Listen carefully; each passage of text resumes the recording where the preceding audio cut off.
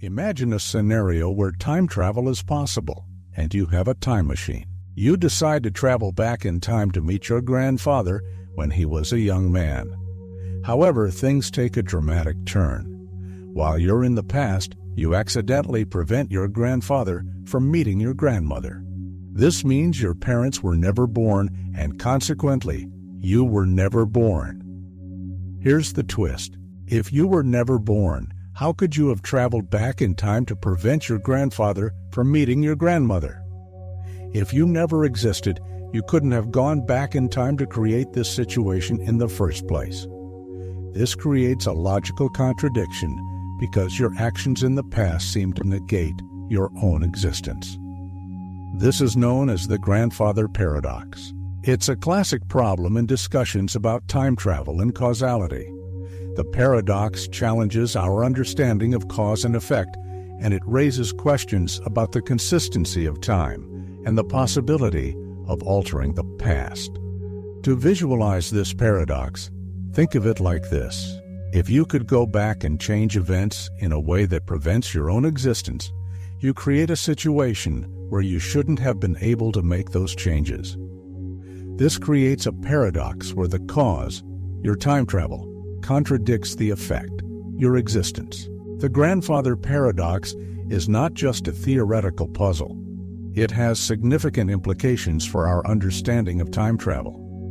If such time travel were possible, it could lead to contradictions and complex issues regarding causality and the flow of time.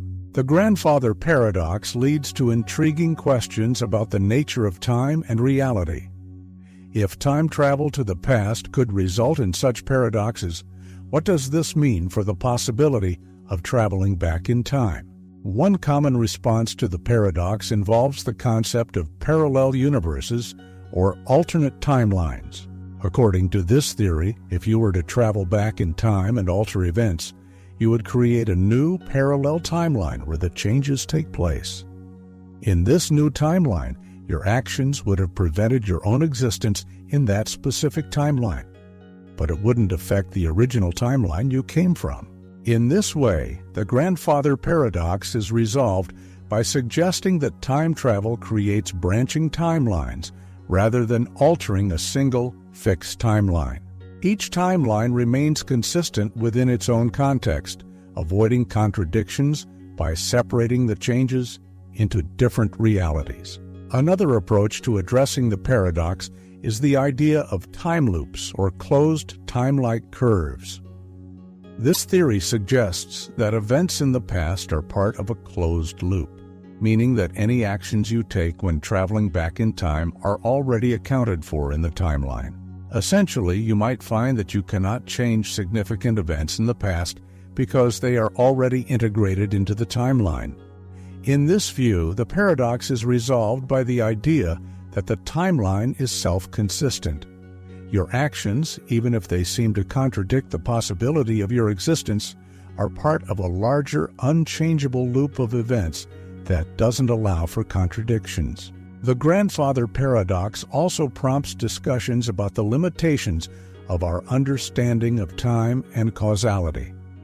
It challenges our intuitive notions of cause and effect and forces us to reconsider how we think about the flow of time and the possibility of altering past events. The Grandfather Paradox is more than just a philosophical puzzle.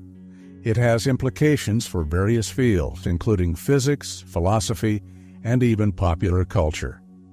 The paradox stimulates discussions about the nature of time, causality, and the feasibility of time travel.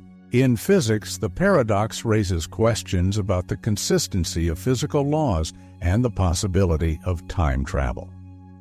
While many theories, such as Einstein's theory of relativity, allow for the theoretical possibility of time travel, they also imply constraints that could prevent paradoxes like the Grandfather Paradox from occurring. For example, some physicists argue that certain conditions, such as the need for infinite energy or closed time-like curves, may prevent paradoxical scenarios. Philosophically, the paradox challenges our understanding of determinism and free will. If time travel were possible, it could lead to questions about whether our actions are predetermined or whether we have the freedom to alter the course of events. The paradox forces us to grapple with the implications of altering past events and the potential consequences for our understanding of reality. In popular culture, the grandfather paradox has inspired numerous works of fiction, from novels to movies, exploring the complexities and consequences of time travel. These fictional portrayals often play with the paradox in creative ways, highlighting the challenges and potential solutions to time travel dilemmas. Looking ahead, the grandfather paradox remains a valuable thought experiment for exploring the boundaries of our understanding of time and reality. While time travel remains a theoretical concept, the paradox provides insights into the challenges and limitations that would arise if such phenomena were possible. In summary, the grandfather paradox is a compelling puzzle that prompts us to reconsider our notions of time, causality, and the nature of reality. By examining the paradox and its implications, we gain a deeper understanding of the complexities associated with time travel and the broader philosophical questions it raises. Liar's Paradox. The liar paradox is a classic and intriguing puzzle in philosophy and logic that explores the nature of truth and self-reference. The paradox arises from statements that make reference to themselves in a way that creates a logical contradiction. To understand this paradox, let's delve into its basic form and the implications it has on our understanding of logic. The fundamental version of the liar paradox can be expressed with the statement, "This statement is false." To unpack this, we need to examine the truth value of the statement. If we assume that the statement is true, then it must accurately describe itself as false. However, if it is indeed false, then the statement is actually true, as it claims to be false. This leads to a contradiction because the statement cannot consistently be both true and false at the same time.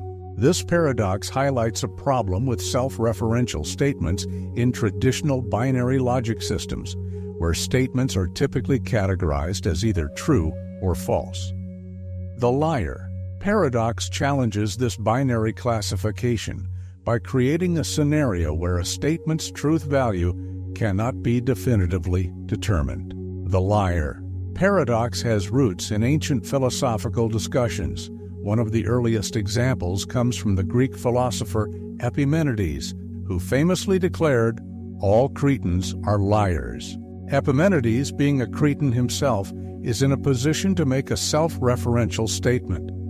If his statement is true, then as a Cretan he must be lying, which leads to a contradiction.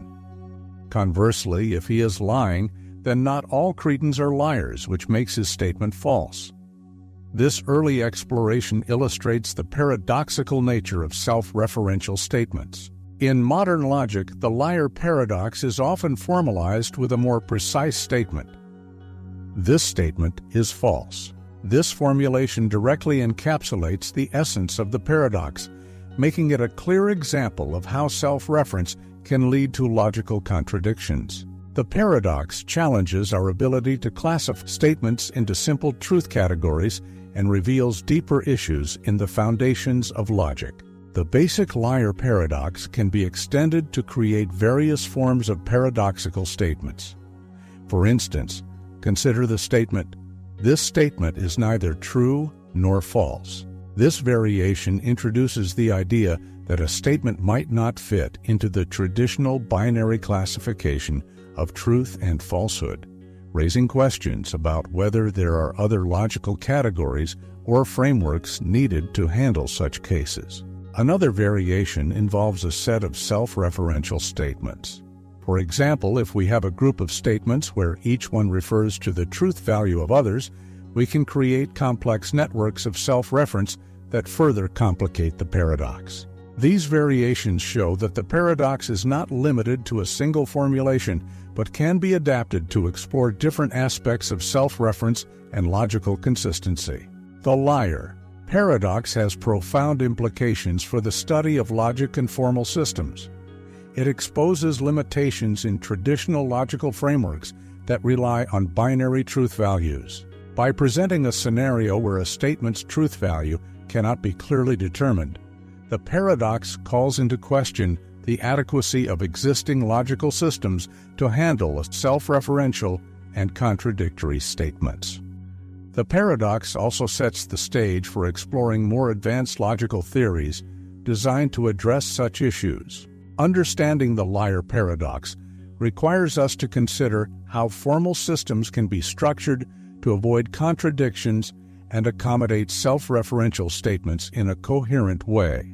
To understand the liar paradox more deeply, we need to explore its logical and philosophical implications.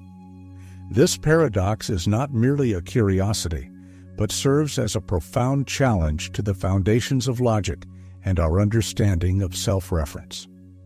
By examining these implications, we can better appreciate the complexities involved and the broader impact on formal reasoning.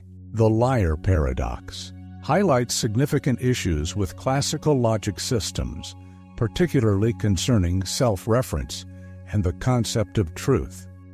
In classical logic, statements are traditionally classified as either true or false. However, the liar paradox creates a situation where this binary classification fails. The statement, "This statement is false," cannot be neatly categorized as true or false without leading to contradiction.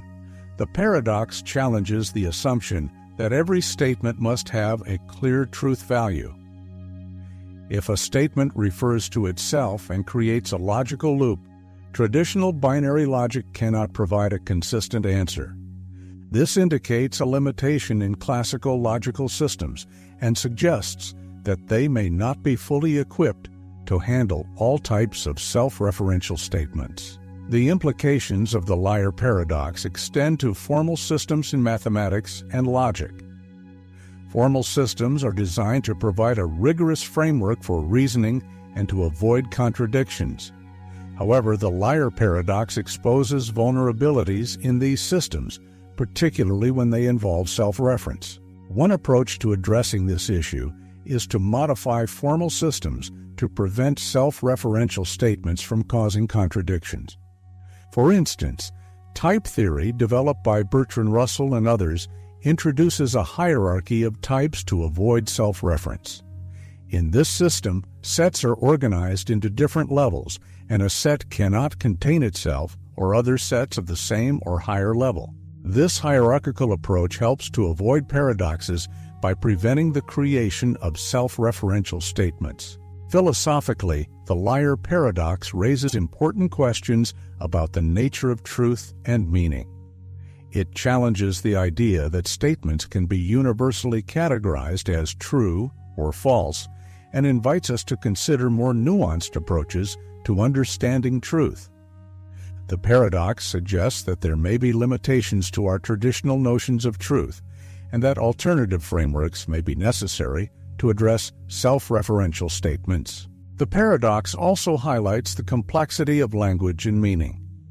When a statement refers to itself, it can create logical loops that defy conventional understanding. This has implications for how we approach meaning and interpretation in language, suggesting that self-reference can lead to challenges that require careful consideration. In response to the challenges posed by the liar paradox, various alternative approaches have been developed. One such approach is semantic theory, which explores how meaning and truth can be handled in the presence of self-reference. Semantic theories aim to provide a framework for understanding how statements about truth can be consistently defined and interpreted. Another approach is dialetheism, which allows for statements to be both true and false simultaneously.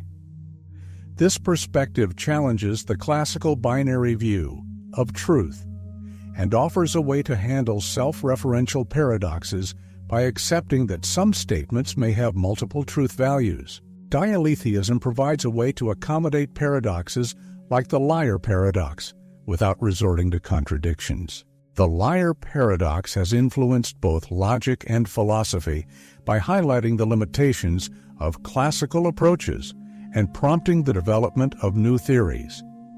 It has led to deeper investigations into the nature of truth, self-reference, and formal reasoning. The paradox serves as a catalyst for exploring more sophisticated logical frameworks and philosophical perspectives. By examining the liar paradox and its implications, we gain insight into the challenges of defining and understanding truth in the presence of self-reference. The paradox serves as a reminder of the complexity of logical systems and the need for careful consideration when dealing with self-referential statements. The liar paradox not only challenges our understanding of logic and truth, but also has significant implications for various fields beyond philosophy and formal logic. Its impact extends into areas such as computer science, mathematics, and linguistics, influencing both theoretical and practical considerations. In computer science, the liar paradox underscores the importance of addressing self-reference and recursion in programming and algorithm design. Self-referential constructs such as recursive functions are common in programming, but must be carefully managed to avoid paradoxical outcomes. For instance, a function that calls itself without proper termination conditions can lead to infinite loops or undefined behavior, mirroring the paradoxical issues of self-reference seen in the liar paradox. To handle self-reference in programming, techniques such as base cases in recursion are employed to prevent infinite loops and ensure that functions eventually terminate. These techniques are designed to avoid the paradoxical pitfalls that can arise when self-reference is not properly constrained. Understanding and managing recursion is crucial in developing reliable and efficient algorithms, and insights from paradoxes like the liar paradox contribute to this understanding. The liar paradox has influenced mathematical logic by highlighting the need for more robust systems to handle self-referential statements. One significant development is the introduction of Gödel's incompleteness theorems, which explore limitations in formal systems and the nature of self-reference. Gödel's theorems demonstrate that in any sufficiently complex formal system, there are statements that cannot be proven true or false within the system itself, echoing the self-referential issues posed by the liar paradox. Gödel's work builds on the ideas presented by the liar paradox and extends them to a broader context, showing that no formal system can be both complete and consistent.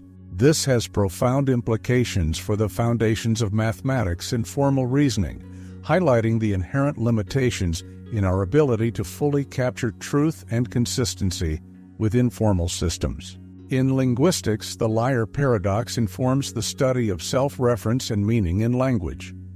Self-referential statements, such as those found in the paradox, challenge traditional notions of how meaning is constructed and interpreted. The paradox prompts linguists to consider how self-reference affects the semantics of language and how statements about truth and falsity can be meaningfully addressed. Semantic theory, as mentioned earlier, provides a framework for understanding how meaning and truth can be managed in the presence of self-reference. This field explores various ways to handle paradoxes and self-referential statements, offering insights into how language can accommodate complex logical issues.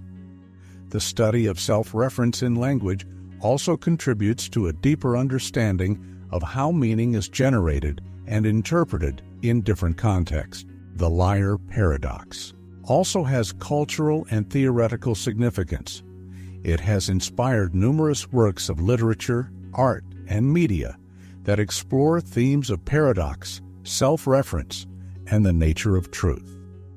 The paradox serves as a powerful symbol of the complexities and contradictions inherent in our attempts to understand and define reality. In popular culture, references to the liar paradox and similar paradoxes often appear in discussions of logic, philosophy, and even science fiction. These references highlight the ongoing fascination with paradoxical reasoning and its implications for understanding the nature of reality and truth. The liar paradox has a lasting influence on various fields, including computer science, mathematics, linguistics, and cultural theory. Its impact extends beyond philosophical discussions, shaping practical considerations in programming, mathematical logic, and the study of language. By exploring the paradox's implications and applications, we gain valuable insights into the challenges of self-reference and the nature of truth. As we continue to grapple with the complexities introduced by the liar paradox, it remains a compelling example of the limits of traditional logical systems and the need for ongoing exploration and refinement in our understanding of logic and meaning.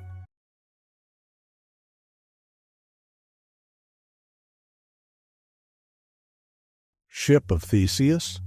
The Ship of Theseus paradox is one of the most enduring and thought-provoking puzzles in philosophy, raising deep questions about identity, change, and what it means for an object to remain the same over time.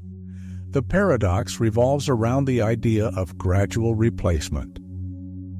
If a ship, over the course of many years, has each of its parts replaced one by one until none of the original components remain, can we still consider it to be the same ship? This seemingly simple question has profound implications for how we think about objects' identity and continuity. The paradox is named after Theseus, a legendary figure in Greek mythology. As the story goes, after Theseus successfully returned from his many adventures, including the famous encounter with the Minotaur, the Athenians preserved his ship in honor of his heroism. Over time, however, the wooden parts of the ship began to rot and decay. To preserve the ship, the Athenians replaced each plank, mast, and beam with new materials. Eventually, every single part of the ship was replaced. The question that arises is whether the ship, after all these replacements, is still the same vessel that Theseus sailed. At first glance, it might seem obvious that the ship remains the same. After all, it retains its form, function, and purpose. It continues to be recognized as the Ship of Theseus, serving as a symbol of Theseus's legacy and a piece of Athenian history. However, the fact that none of the original materials remain raises a significant challenge to this view. If the ship's identity is tied to its physical components, then how can it be the same ship if all those components have been replaced? This leads us to the philosophical concept of identity over time, which concerns how an object can maintain its identity despite undergoing changes. One approach to this question is to focus on physical continuity, the idea that an object's identity is preserved as long as there is some form of physical continuity between its past and present states. According to this view, the ship's identity would be compromised as its original parts are replaced, and it would eventually become a different ship once all the parts are new. However, this approach raises further questions. For instance, if identity is based on physical continuity, how many parts need to be replaced before the ship is no longer the same? Is there a specific threshold at which the ship's identity changes? Or is the loss of identity a gradual process where the ship slowly becomes less Theseus's ship and more something else? These questions illustrate the difficulty of defining identity purely in terms of physical continuity. Another perspective emphasizes the importance of conceptual identity, the idea that the identity of an object is not tied to its physical parts, but to its concept or role. From this standpoint, the Ship of Theseus remains the same as long as it continues to fulfill the same function and is recognized as the same entity by those who interact with it. This view suggests that the ship's identity is preserved not through its materials, but through the continuity of its form, purpose, and meaning within society. This conceptual approach aligns with how we often think about identity in everyday life. Consider, for example, a museum artifact that has been restored with new materials to maintain its appearance. Even though the materials are different, the artifact may still be regarded as authentic, because it represents the same historical object. Similarly, the ship of Theseus might retain its identity, as long as it continues to be understood and valued as the ship associated with Theseus, regardless of the changes it has undergone. However, this raises the question of what exactly it is that we are identifying when we say the ship is the same. Are we identifying a physical object, a concept, or something else entirely? And if the ship's identity is conceptual rather than physical, does that mean that any object could be considered the same as long as it fits the concept? These are some of the deeper questions that the Ship of Theseus paradox invites us to explore. Building on the idea of identity, the Ship of Theseus paradox takes a more complex turn when we consider scenarios that further challenge our intuitions about what it means for something to remain the same over time. One of the most intriguing variations of this thought experiment involves the possibility of reassembling the original ship using the discarded parts. Suppose every plank, mast, and beam that was replaced on Theseus's ship was carefully stored, and eventually these original parts were reassembled into a ship. Now we are faced with a perplexing situation. There are two ships, one made entirely of new parts and another made of the original parts. Which one, if either, is the true ship of Theseus? This question introduces the concept of reassembly, which complicates the notions of physical continuity and conceptual identity even further. If the ship's identity is tied to its original parts, then it might seem that the reassembled ship, composed entirely of the original materials, should be considered the authentic ship of Theseus. After all, it possesses the very same physical components that once made up the ship Theseus sailed. From this perspective, the ship that has undergone repairs with new parts could be seen as a replica or a new ship altogether, despite its continuity in function and form. However, the situation is not so straightforward. If we accept that the reassembled ship is the true ship of Theseus, we face the challenge of explaining why the ship that has remained in use, the one that has been gradually repaired and maintained, is not the original. This ship has been preserved with the intention of maintaining Theseus's legacy, and it has continued to serve as a cultural and historical symbol. Can we dismiss its identity simply because its physical components have been replaced? The tension between these two perspectives forces us to confront the idea that identity might not be a straightforward concept, but rather something that can be influenced by context and intention. The reassembled ship, while physically identical to the original, lacks the continuity of history and function that the repaired ship possesses. On the other hand, the repaired ship, while maintaining its functional continuity, does not have the same material connection to the original vessel.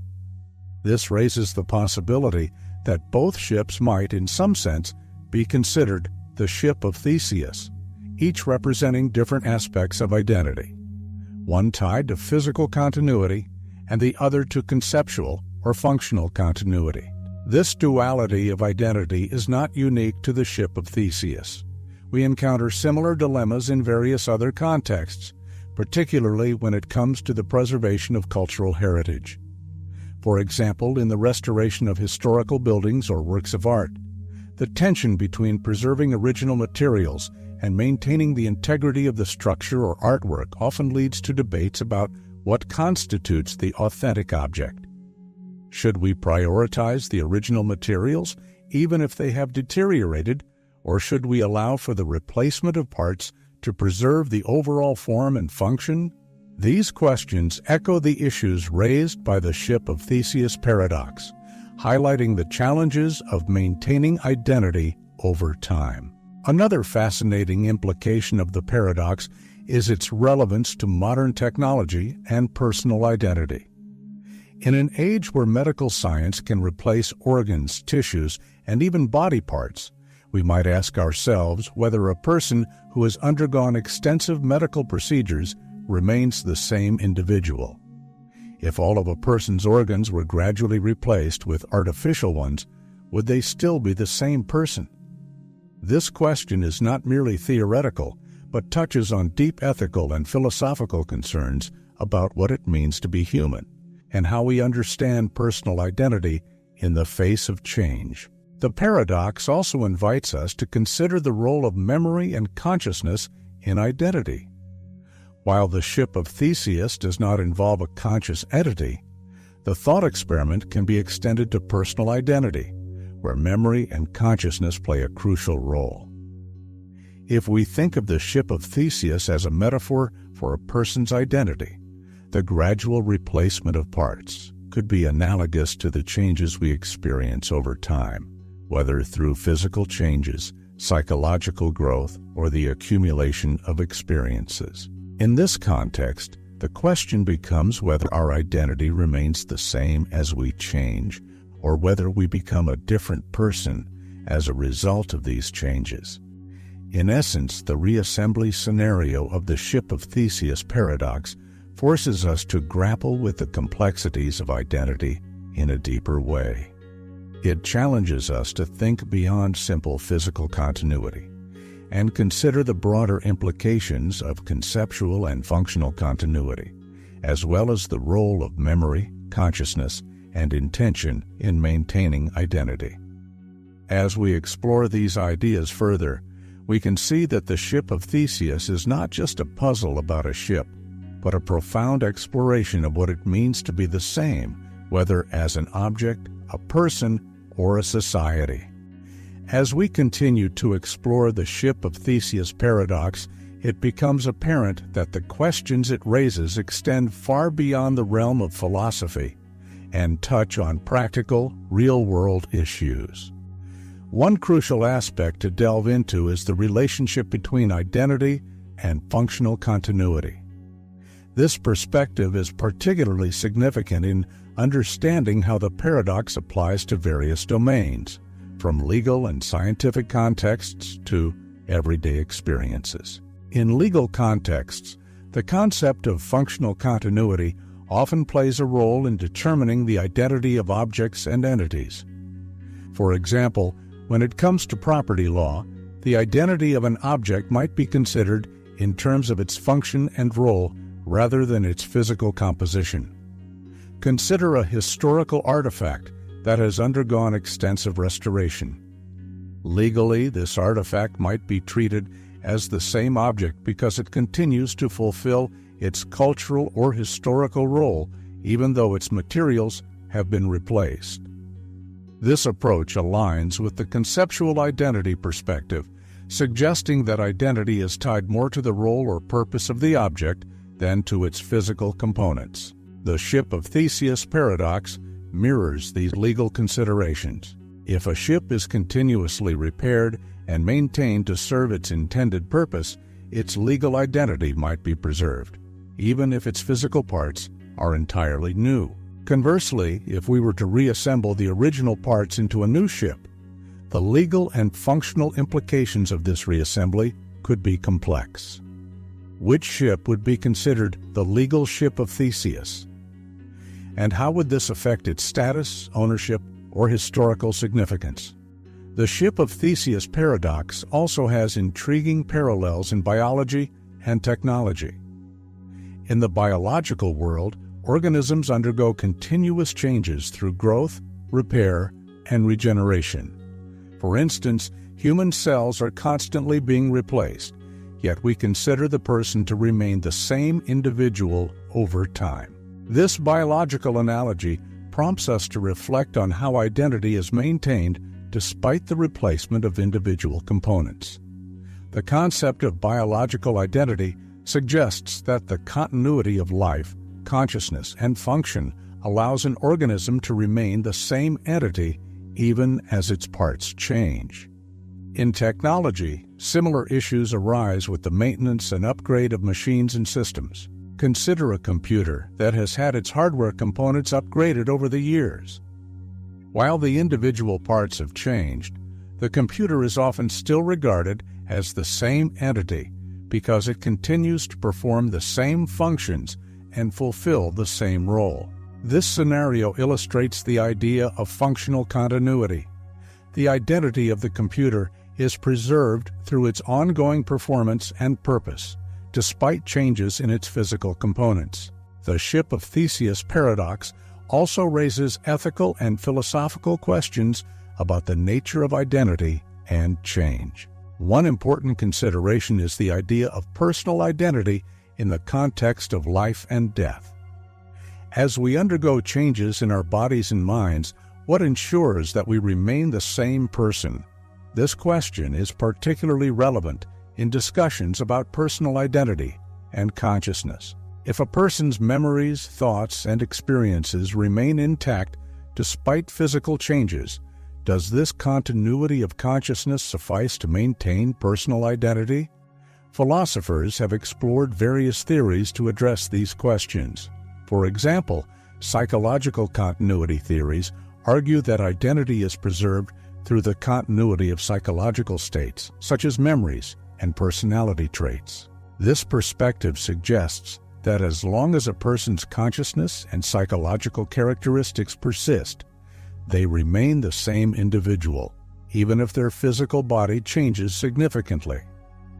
This theory provides a framework for understanding how personal identity can be maintained over time, despite the replacement of physical components. Another philosophical angle involves the concept of narrative identity. According to this view, identity is not solely tied to physical or psychological continuity, but also to the ongoing narrative or story of an individual's life. This narrative perspective emphasizes that our sense of self is shaped by the way we perceive and narrate our experiences, rather than just by our physical or psychological states. From this standpoint, as long as the story or narrative of a person's life remains coherent, their identity is preserved. The Ship of Theseus paradox also extends to cultural and societal contexts. In many cultures, traditions and symbols undergo changes over time while retaining their core significance. For example, religious artifacts, monuments, and national symbols often experience alterations, repairs, and renovations, yet they continue to be regarded as embodying the same cultural or historical values. This cultural continuity reflects a broader understanding of identity that encompasses more than just physical components, emphasizing the importance of shared meaning and significance. Similarly, societal institutions and practices may evolve over time while retaining their fundamental roles and functions. Consider a historical institution like a university or a political office that has undergone numerous changes in its structure and personnel. Despite these changes, the institution may still be recognized as fulfilling the same role and maintaining the same core identity within society. In conclusion, the Ship of Theseus paradox offers profound insights into the nature of identity and change. By examining the concepts of functional continuity, legal identity, and personal identity, we gain a deeper understanding of how objects, individuals, and institutions can remain the same despite undergoing significant transformations.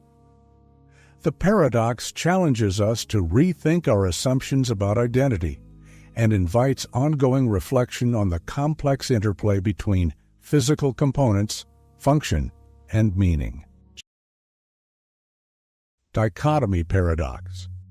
Zeno's dichotomy paradox is a fascinating thought experiment that explores the nature of motion and the infinite. Imagine you're about to run a race. According to Zeno, before you can cross the finish line, you must first cover half the distance to it. Once you've reached that halfway point, you need to cover half of the remaining distance. Then you continue by covering half of what's left, and so on infinitely. This might sound straightforward, but it leads to a perplexing question. How can you ever reach the finish line if there are infinitely many distances to cover? To visualize this, picture yourself running. As you start, you cover half of the total distance. After reaching this point, you then need to cover half of what remains. You keep halving the distance in front of you, creating an endless sequence of tasks. It seems that no matter how far you run, there's always more distance to cover. This infinite division suggests that you should never reach the finish line, which creates a paradox. How can something finite be completed if it involves an infinite number of steps? This paradox challenges our intuitive understanding of space and motion.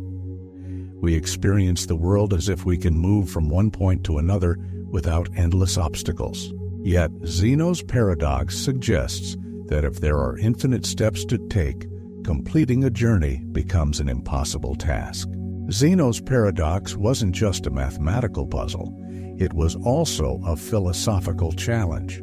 Zeno was a follower of Parmenides, who argued that change and motion are illusions.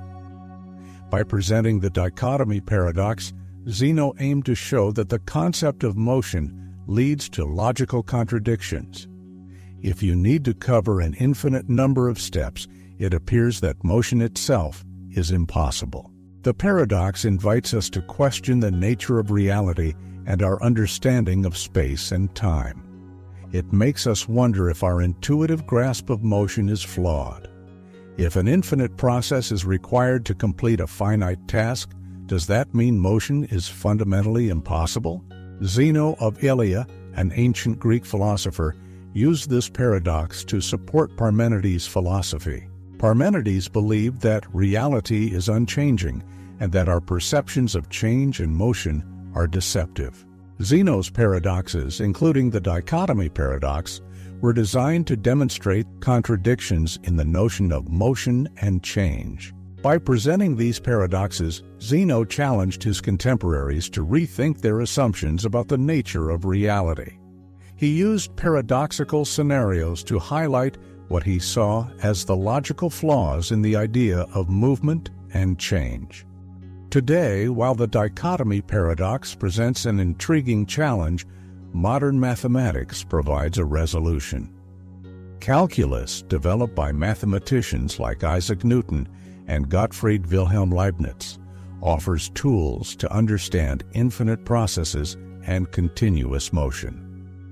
Through calculus, we learn that although there are infinitely many steps, their size diminishes quickly enough to allow us to complete a finite journey.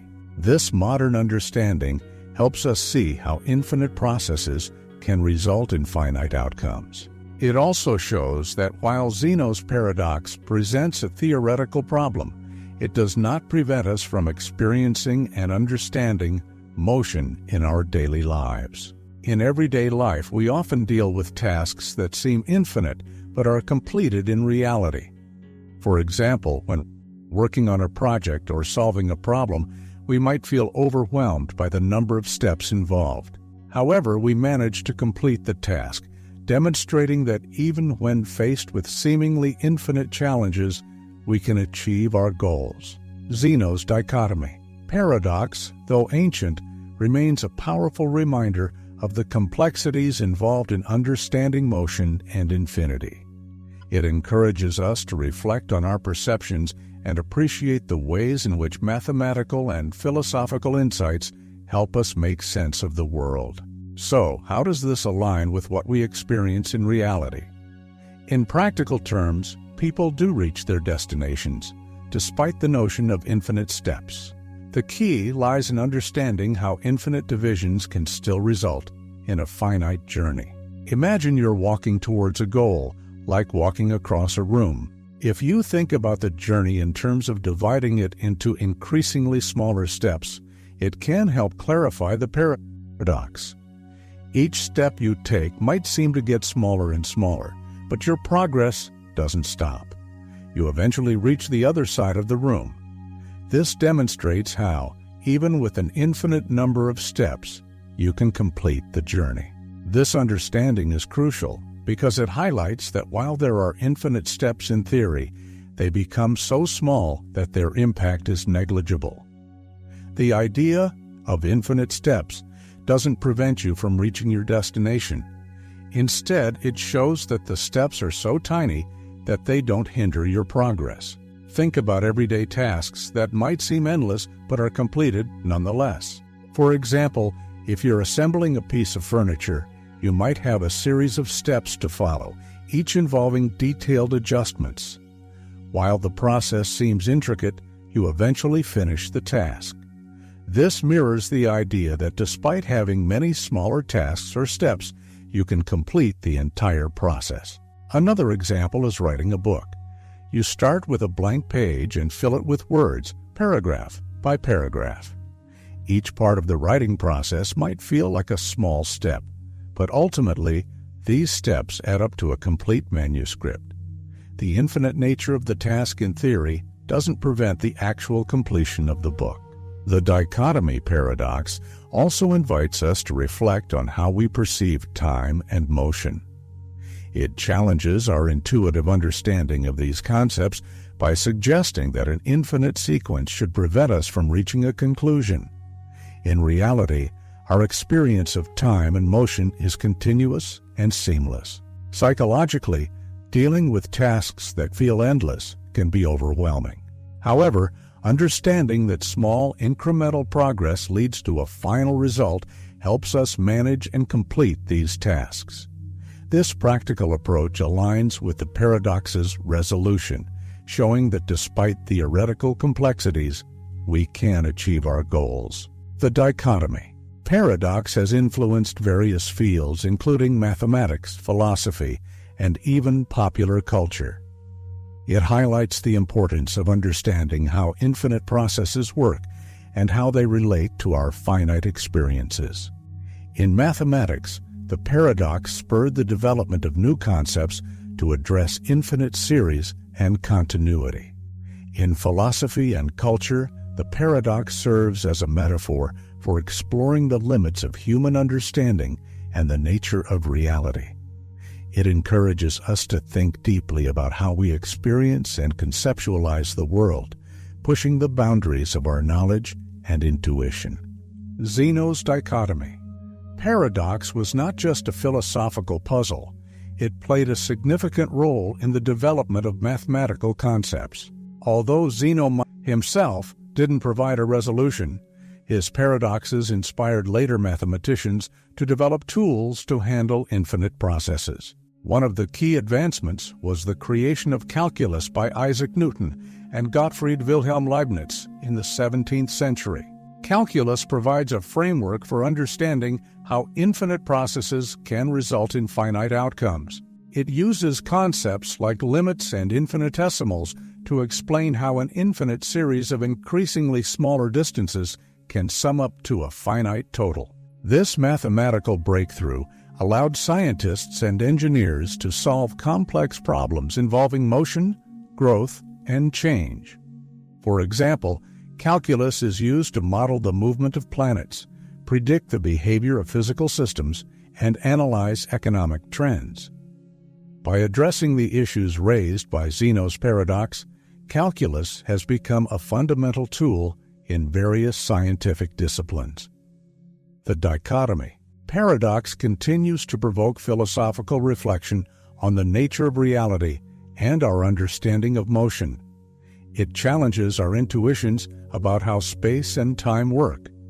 If an infinite number of steps can be completed in a finite time, what does that say about the nature of infinity and continuity? Philosophers have used this paradox to explore questions about the nature of existence and the limits of human knowledge. It raises profound questions about whether our perceptions of time and space accurately reflect the underlying nature of reality. By grappling with these questions, we gain deeper insights into the nature of existence and our place in the universe. Beyond mathematics and philosophy, Zeno's Dichotomy Paradox has influenced popular culture and creative thinking. It appears in literature, film, and art as a symbol of the challenges and complexities inherent in understanding infinity and motion. In literature, authors have used the paradox to explore themes of time, perception, and the nature of reality. Science fiction writers, in particular, have drawn on the paradox to create imaginative scenarios that challenge our understanding of space and time. For example, stories about time travel or infinite worlds often reflect the kinds of questions raised by Zeno's paradox. Artistic works have also used the paradox to explore the concept of infinity. Artists have created visual representations that capture the idea of an endless process or an infinite sequence, highlighting the paradox's influence on our perception of space and form. Zeno's dichotomy. Paradox serves as a valuable educational tool for introducing concepts related to infinity, continuity, and mathematical reasoning. It provides a compelling example of how philosophical problems can lead to significant advancements in mathematics and science.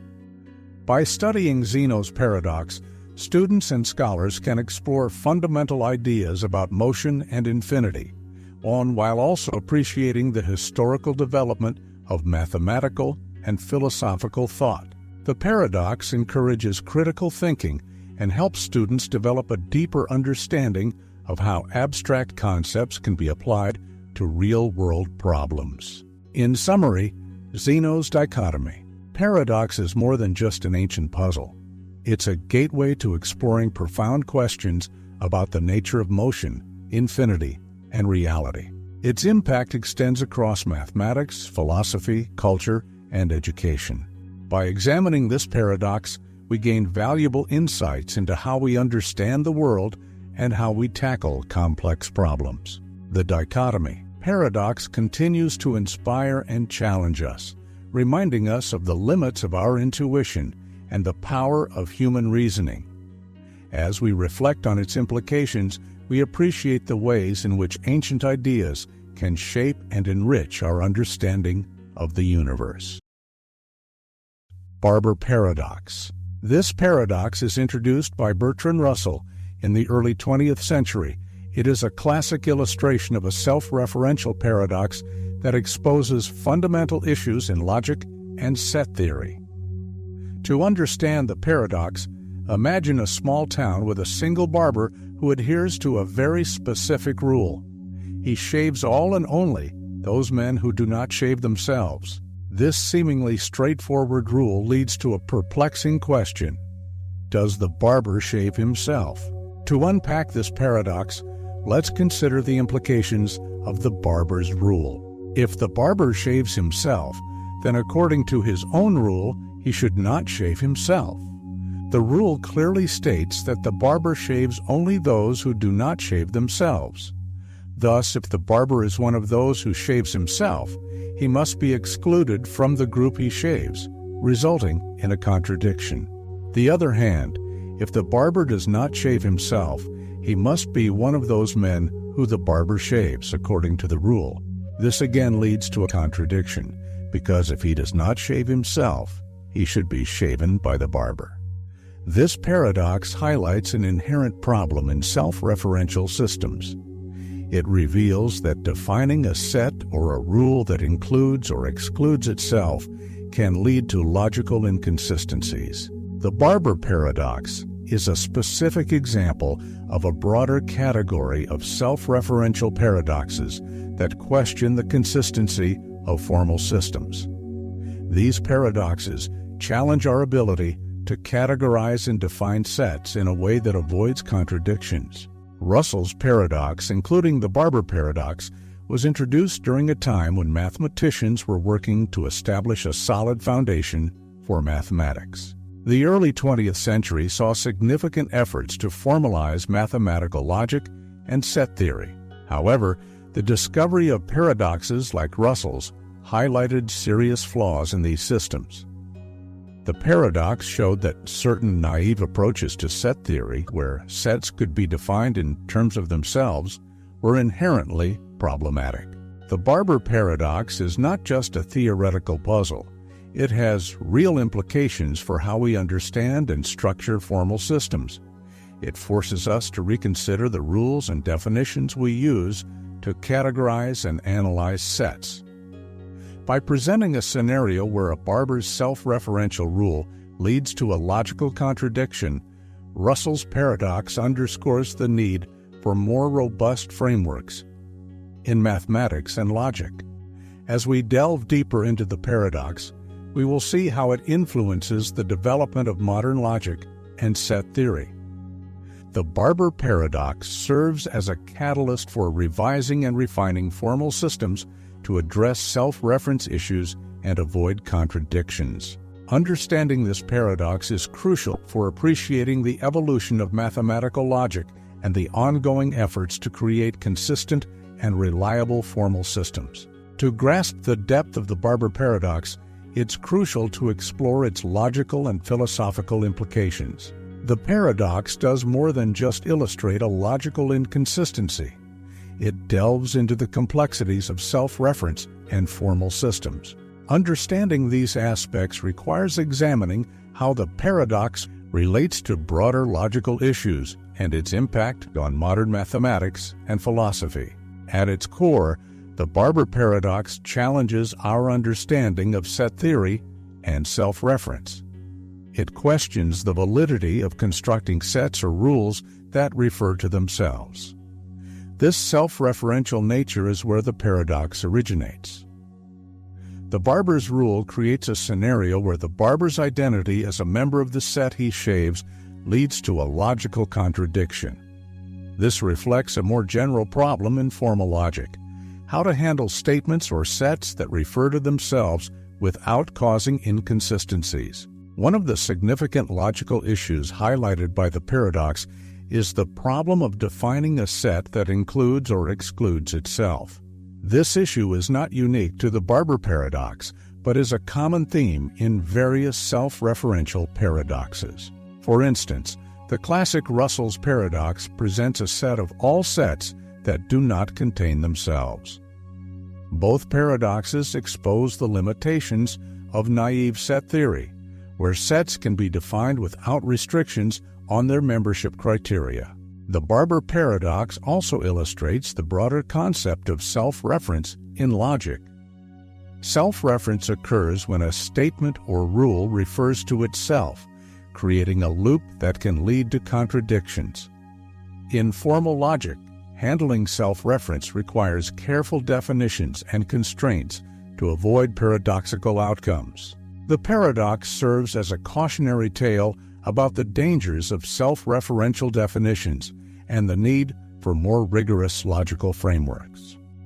In response to paradoxes like the Barber Paradox, mathematicians and philosophers have developed several solutions to address self-reference issues.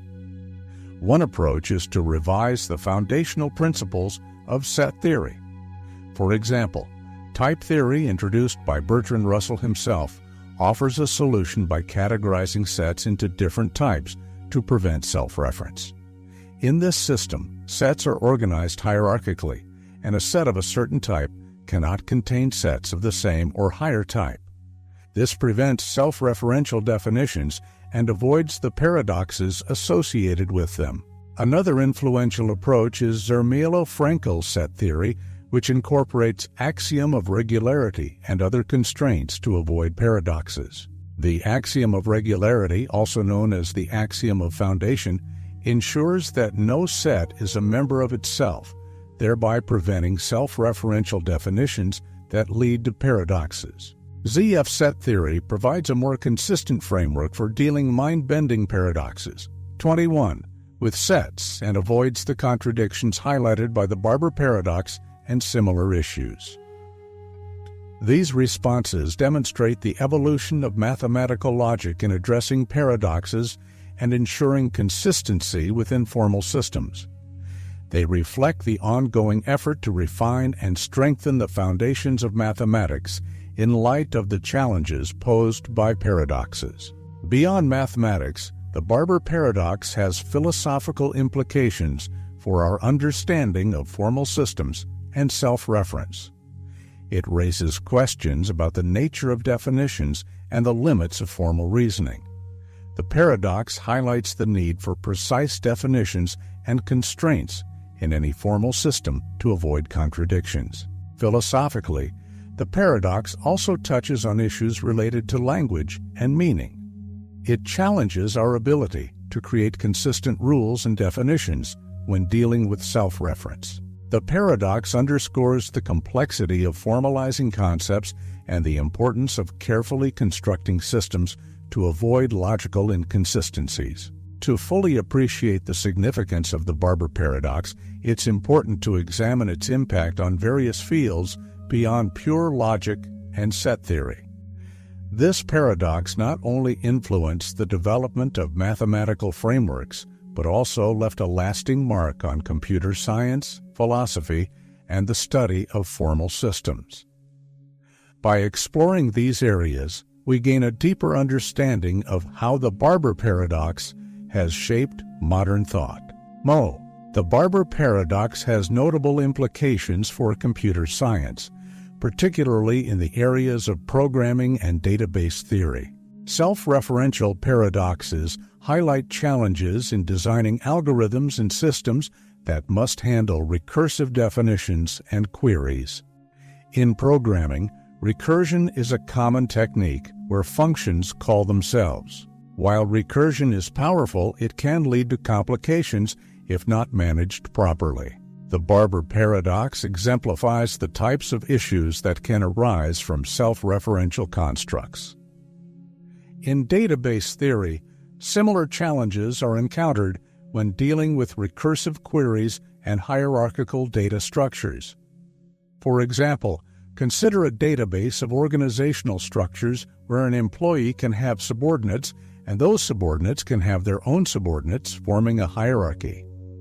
Querying such recursive structures requires careful design to avoid paradoxical results or infinite loops. The lessons learned from paradoxes like the Barber Paradox help in creating more robust database systems that can handle recursion without running into contradictions. The Barber Paradox also resonates with philosophical inquiries into the nature of truth, self-reference, and the limits of human cognition. Philosophers have long grappled with questions about how self-referential statements can lead to paradoxes and what this reveals about the nature of meaning and truth. The Barber Paradox serves as a concrete example of how self-reference can create logical problems, prompting deeper reflection on the nature of statements and their logical consistency. In cognitive science, the paradox highlights the challenges humans face when dealing with complex self-referential systems. Understanding and resolving such paradoxes requires sophisticated cognitive abilities and reasoning skills. By studying how individuals approach and resolve paradoxes, researchers gain insights into human cognition and the limits of our logical capacities. In education, the Barber Paradox is used to illustrate key concepts in logic and mathematics. It serves as a valuable teaching tool for demonstrating the complexities of self-reference and the importance of formal definitions. Educators use the paradox to encourage critical thinking and to show how logical systems must be carefully constructed to avoid contradictions. Teaching the Barber Paradox also introduces students to the broader context of paradoxes and their significance in mathematical and philosophical discussions. By exploring the paradox, students learn about the historical development of logical systems and the ongoing efforts to address foundational issues in mathematics. The paradox helps students appreciate the importance of precision and consistency in formal reasoning. The Barber Paradox has also made its way into cultural and literary discussions as a symbol of the complexities of logic and self-reference. In literature, self-referential paradoxes often appear as motifs that explore themes of identity, truth, and the nature of reality. The Barber Paradox, like other logical paradoxes, serves as a metaphor for the challenges of understanding and defining complex concepts. In popular culture, references to paradoxes and self-reference are used to engage audiences with thought-provoking ideas. For example, Films and books, mind-bending paradoxes that explore themes of recursion and self-reference often draw on the ideas illustrated by the Barber Paradox.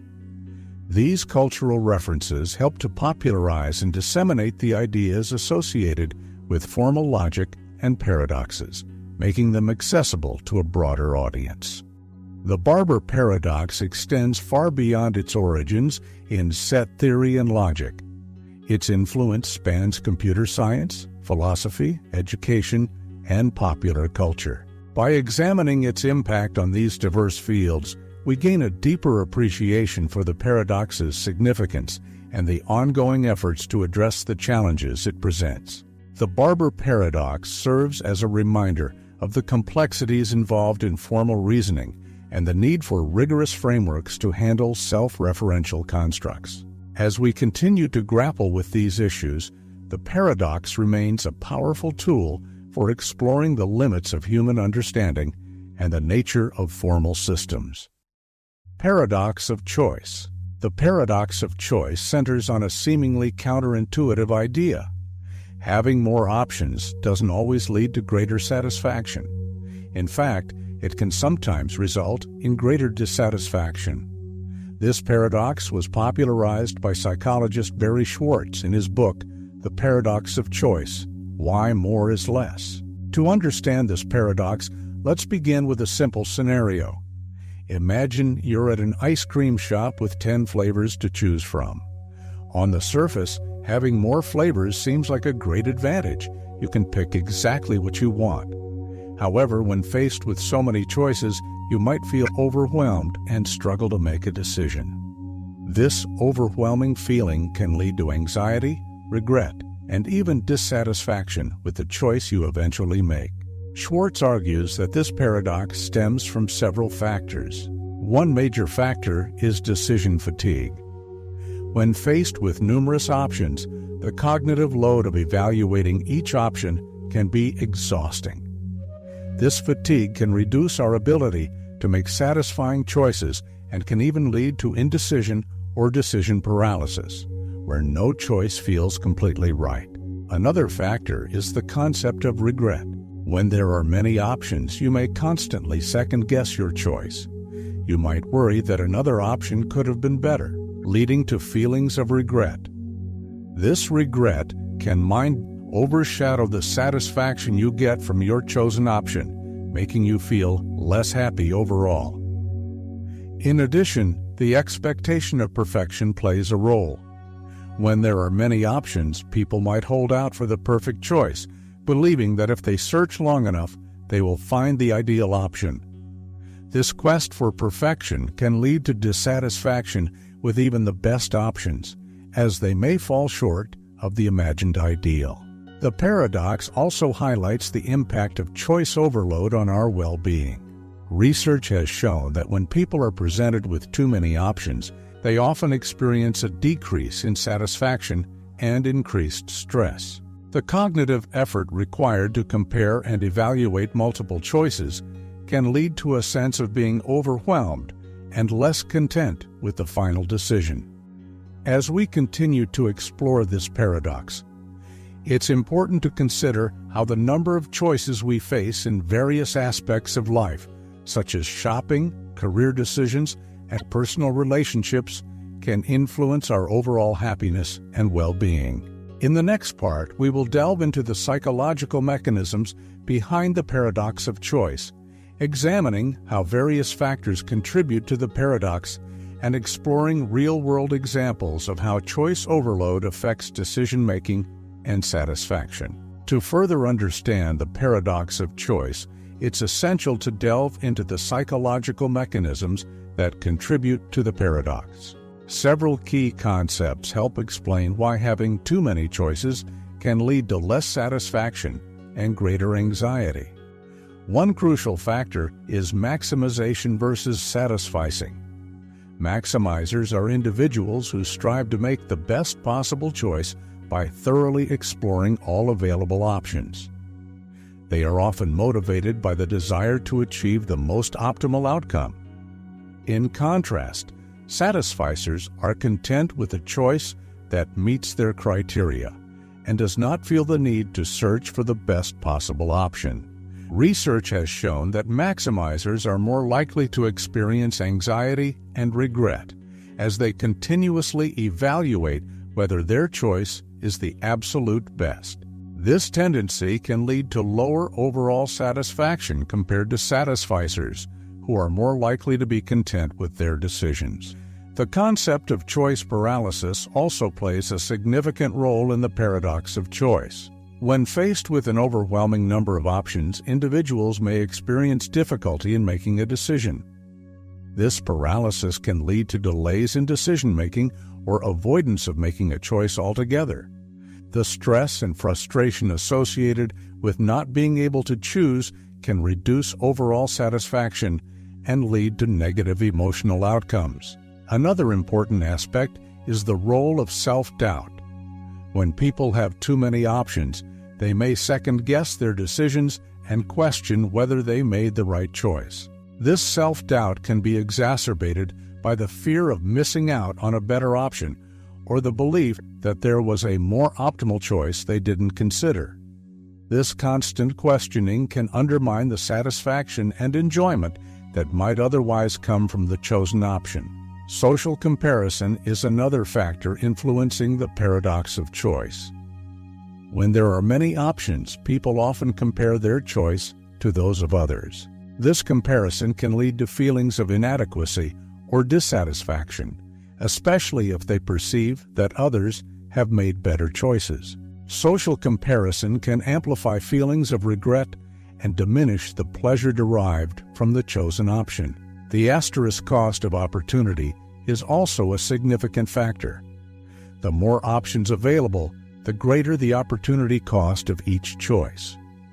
When people have to choose from many options, they become more aware of what they are giving up with each decision. This awareness of opportunity cost can lead to greater dissatisfaction with the chosen option, as individuals may dwell on what they missed out on. In the next part, we will examine real-world examples of how the paradox of choice manifests in various contexts, such as consumer behavior, career decisions, and personal relationships.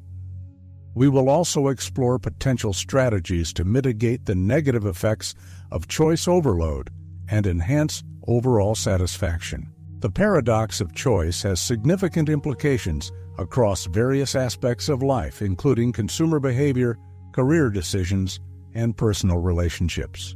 By examining real-world examples and strategies for managing choice overload, we can gain insights into how to navigate this paradox effectively. Consumer behavior. One of the most well-known examples of the paradox of choice is in the context of shopping. When consumers are presented with a wide range of products, they often experience choice overload, which can lead to dissatisfaction and reduced enjoyment of the purchase.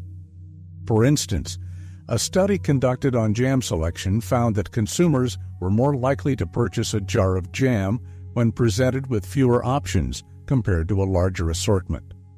The increased variety led to more deliberation and second-guessing, resulting in lower satisfaction with the final choice.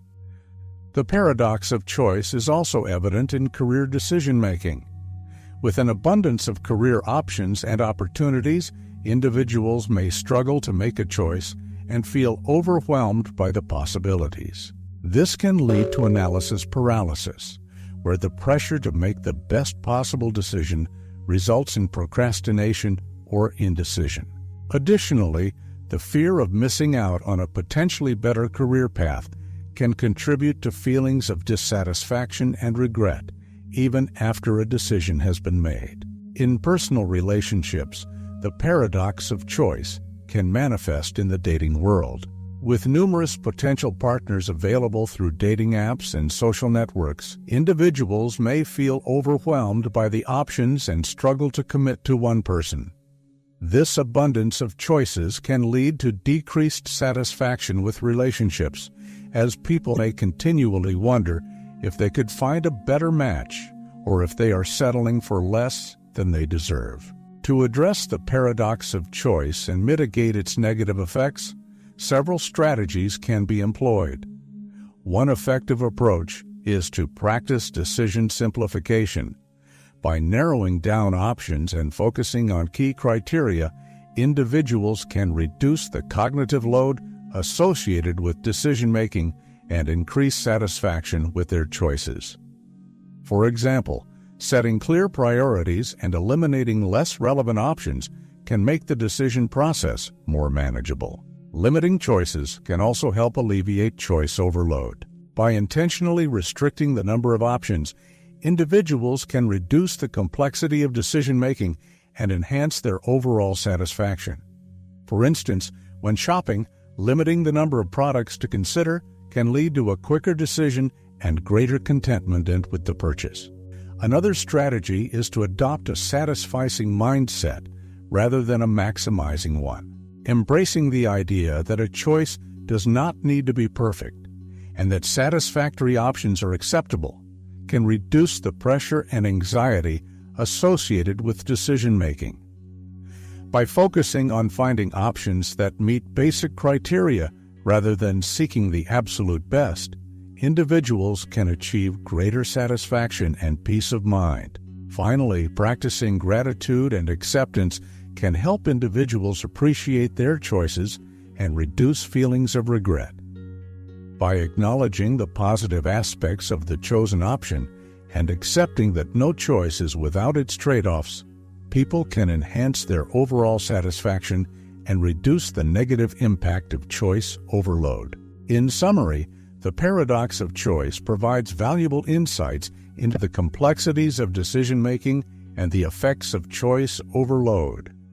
By understanding the psychological mechanisms behind the paradox and implementing strategies to manage choice, individuals can navigate their decisions more effectively and enhance their overall satisfaction with their choices. Bootstrap Paradox.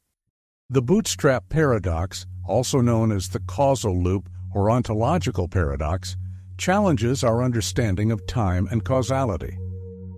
It arises from scenarios involving time travel where an object or piece of information is sent back in time only to become the cause of its own existence. This creates a self-sustaining loop with no clear origin point. To illustrate this paradox, consider a classic example: a time traveler who goes back to the past with a copy of a famous novel. The traveler gives the book to a young aspiring writer who reads it and is inspired to become a famous author. This writer then goes on to write the very book that the time traveler brought back in time. In this loop, the book exists without a clear origin. It seems to come from nowhere. The paradox highlights the issue of causal loops, situations where cause and effect loop back on themselves. In the case of the Bootstrap Paradox, the book's existence creates its own past, leading to a situation where the book has no initial point of creation. This creates a paradoxical situation where the book is perpetually in a loop of its own creation. Understanding the Bootstrap Paradox requires grappling with time travel theories and how they affect our understanding of causality. Time travel introduces the possibility of moving backwards in time and altering past events, leading to situations where outcomes can become self-fulfilling. In the Bootstrap Paradox, the information or object travels back in time, causing its own creation, which raises questions about how time and causality are interconnected. In classical physics, the concept of time is linear, with a clear progression from past to present to future. However, the Bootstrap Paradox introduces a nonlinear perspective where events can loop back on themselves. This nonlinearity challenges our intuitive understanding of how cause and effect should operate, as it defies the straightforward progression of events. The paradox also touches on the nature of information and existence. If a piece of information or an object can exist without a clear origin, it raises questions about the fundamental nature of reality. How can something come into existence without being created or originating from a specific point in time? The Bootstrap Paradox forces us to reconsider our assumptions about how information and objects come into being. As we delve deeper into the Bootstrap Paradox, it's important to consider its implications for our understanding of time travel and causal relationships. The paradox challenges traditional notions of time and causality, suggesting that time travel could lead to scenarios where events loop back on themselves, creating complex and paradoxical outcomes.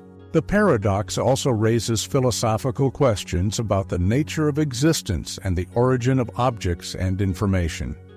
In the next part, we'll explore how the Bootstrap Paradox unfolds in more detail, examining the logical structure of the causal loop and its implications for our understanding of time and causality. The second part of the Bootstrap Paradox delves into the logical structure of the causal loop and examines how it affects our understanding of time and causality. By analyzing specific examples and theoretical implications, we can gain a deeper insight into the paradox. To further understand the paradox, let's consider a variation of the classic example: a time traveler who brings back a blueprint for a highly advanced machine. This blueprint is given to a scientist in the past who uses it to build the machine. The machine is then used to send the blueprint back to the time traveler, completing the loop. In this scenario, the blueprint exists without a clear origin, creating a self-sustaining causal loop. This example highlights the recursive nature of the Bootstrap Paradox. The blueprint and the machine are intertwined in a loop where the creation of one depends on the existence of the other. The loop creates a situation where both the blueprint and the machine seem to exist without an initial point of creation. This recursive nature challenges our conventional understanding of cause and effect, where an event or object should have a clear origin. The paradox also raises questions about the stability of such loops. If an object or piece of information is caught in a loop of self-creation, it might lead to instability or contradictions. For instance, if the blueprint or the machine were to change in some way, it could disrupt the loop and create inconsistencies in the timeline. This raises concerns about the feasibility of such loops and whether they can exist in a consistent and stable manner. Another important aspect of the Bootstrap Paradox is its impact on logical consistency. The paradox presents a challenge to the principles of logic and causality, as it suggests that events can occur without a clear cause or origin. This challenges the traditional notion that every effect must have a cause and every cause must precede its effect. The Bootstrap Paradox disrupts this linear understanding of causality, leading to a situation where events can loop back on themselves without a clear starting point. The Bootstrap Paradox also intersects with discussions on free will and determinism. If events are caught in a causal loop, it raises questions about the nature of free will and whether our actions are predetermined by the loop. The paradox suggests that if time travel and causal loops are possible, they could influence the nature of our decisions and actions, potentially leading to a deterministic view of the universe where events are predetermined by the loop. As we continue to explore the paradox, it's important to consider its implications for our understanding of time travel and its potential effects on reality. The Bootstrap Paradox challenges our assumptions about the nature of time and causality, suggesting that time travel could lead to complex and paradoxical outcomes. By examining these implications, we can gain a deeper understanding of the paradox and its significance. In the final part, we will reflect on the broader implications of the Bootstrap Paradox, including its impact on our understanding of reality, time, and causality. We will also consider how the paradox informs our understanding of time travel and its potential consequences. The final part of the Bootstrap Paradox script explores its broader implications and reflections on reality, time, and causality. By examining the paradox's impact on our understanding of these concepts, we gain insight into the challenges and questions it raises. One significant implication of the Bootstrap Paradox is its impact on our understanding of reality. The paradox challenges the notion that objects and information must have a clear origin. By presenting a scenario where an object or piece of information exists in a causal loop, the paradox raises questions about the nature of existence and the origin of objects. It prompts us to reconsider our assumptions about how things come into being, and whether the concept of an initial cause is essential for understanding reality. The paradox also has implications for our understanding of time. The Bootstrap Paradox suggests that time is not always linear, and that events can loop back on themselves. This nonlinear perspective challenges our conventional understanding of time as a straightforward progression from past to present to future. The paradox invites us to explore alternative views of time, such as cyclical or multidimensional models, which may better accommodate the complexities of causal loops. In terms of causality, the Bootstrap Paradox disrupts the traditional notion that every effect must have a cause and every cause must precede its effect. The paradox creates a situation where cause and effect are intertwined in a loop, challenging the linear causality that underpins classical physics. This disruption raises questions about the nature of causality and whether our understanding of cause and effect needs to be revised to accommodate scenarios involving time travel and causal loops. The Bootstrap Paradox also informs our understanding of time travel and its potential consequences. If time travel and causal loops are possible, they could lead to complex and paradoxical outcomes that challenge our conventional understanding of the universe. The paradox prompts us to consider the potential effects of time travel on reality and how it might influence the course of events. It also raises questions about the feasibility and stability of time travel scenarios, and whether they can exist without creating contradictions or inconsistencies. Finally, the paradox encourages us to reflect on the nature of knowledge and information. By presenting a scenario where information exists in a causal loop, the paradox challenges our understanding of how knowledge is created and transmitted. It raises questions about the role of information in shaping reality and whether our current models of knowledge are sufficient to explain complex scenarios involving time travel. In conclusion, the Bootstrap Paradox provides a rich and thought-provoking exploration of time, causality, and reality. By examining its implications, we gain insight into the challenges and questions it raises about our understanding of these concepts. The paradox invites us to reconsider our assumptions and explore new perspectives on time travel and its potential consequences. The Sorites Paradox, also known as the paradox of the heap, presents a fascinating and perplexing challenge to our understanding of categories, definitions, and the concept of vagueness. This paradox, which has intrigued philosophers for centuries, highlights the difficulty of drawing precise boundaries in situations where small incremental changes seem to defy clear-cut classification. To grasp the essence of this paradox, we must first explore its origins, the nature of vagueness, and how these concepts apply to the Sorites Paradox. The Sorites Paradox derives its name from the Greek word soros, meaning heap. It is traditionally attributed to the ancient Greek philosopher Eubulides of Miletus, who posed the paradox in the context of determining when a mind-bending paradox's 32 collection of grains of sand becomes a heap. The classic formulation of the paradox goes something like this: a single grain of sand does not constitute a heap. Adding one grain of sand to something that is not a heap does not turn it into a heap. By repeating this process, it seems that no matter how many grains of sand are added, a heap will never form. The paradox arises when we consider that, at some point, a collection of grains of sand undeniably becomes a heap.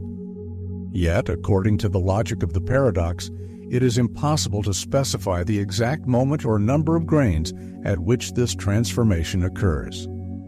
This lack of a precise threshold challenges our understanding of how we define categories and how gradual changes can lead to significant differences. At the heart of the Sorites Paradox lies the concept of vagueness. Vagueness occurs when the boundaries of a concept or category are not clearly defined, leading to borderline cases where it is unclear whether something fits within a particular classification. In the case of the Sorites Paradox, the term heap is inherently vague because it lacks a precise definition regarding the minimum number of grains of sand required to form a heap. Vagueness is not limited to heaps of sand. It permeates many aspects of language and thought. For example, consider the terms tall, rich, or old. Each of these adjectives is vague because there is no definitive point at which someone becomes tall, rich, or old. The Sorites Paradox can be applied to these concepts as well. If $1 does not make a person rich and adding one more dollar does not make them rich, then at what point do they become rich? Similarly, if a person who is 20 years old is not old, and adding 1 year to their age does not make them old, when do they become old? The Sorites Paradox demonstrates the challenges posed by vagueness in logical reasoning. It forces us to confront the limitations of traditional logic, which typically operates on the assumption that categories are clearly defined and that every statement can be classified as either true or false. However, when dealing with vague concepts, this binary approach breaks down, leading to paradoxical situations like the Sorites Paradox. One might attempt to resolve the paradox by insisting that there must be a specific number of grains of sand at which a heap emerges, even if we cannot determine it. However, this solution is unsatisfactory because it fails to account for the continuous nature of the transition from non-heap to heap. The paradox persists because our language and concepts do not neatly align with the gradations of reality. The implications of the Sorites Paradox extend beyond the specific example of a heap of sand. It raises broader questions about how we use language, how we define categories, and how we understand the world around us. The paradox challenges the idea that every concept must have clear and precise boundaries, suggesting instead that many of our concepts are inherently vague and resistant to strict classification. Moreover, the Sorites Paradox invites us to reconsider the nature of logic itself. If traditional logic cannot accommodate the vagueness that is so prevalent in everyday language and thought, then perhaps new forms of logic are needed to address these challenges. This paradox has prompted philosophers to explore alternative approaches to reasoning that can better handle vagueness and the complexities of categorization. The Sorites Paradox challenges more than just our conceptual understanding of categories. It also forces us to confront fundamental issues in logic, semantics, and the philosophy of language. The paradox suggests that the traditional tools of logic might be inadequate when dealing with vague concepts, and this has led to various philosophical responses aimed at resolving, or at least better understanding, the dilemma it presents. Classical logic operates on the principle of bivalence, which asserts that any given statement must be either true or false. This principle underpins much of our reasoning, from mathematics to everyday decision-making. However, the Sorites Paradox exposes a significant limitation of bivalence. It struggles to account for cases where a statement does not clearly fit into either category. For example, in the context of the Sorites Paradox, the statement, "This is a heap of sand," might not comfortably fit into true or false when dealing with a borderline case of, say, 50 grains of sand.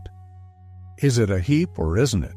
The paradox forces us to ask whether every statement about the world can really be classified as strictly true or false, or whether there are some cases where this binary distinction breaks down. Several philosophical theories have been proposed to address the issues of vagueness and the Sorites Paradox. One approach is epistemicism, which suggests that there is in fact a precise cutoff point between a heap and a non-heap, but this point is unknowable to us.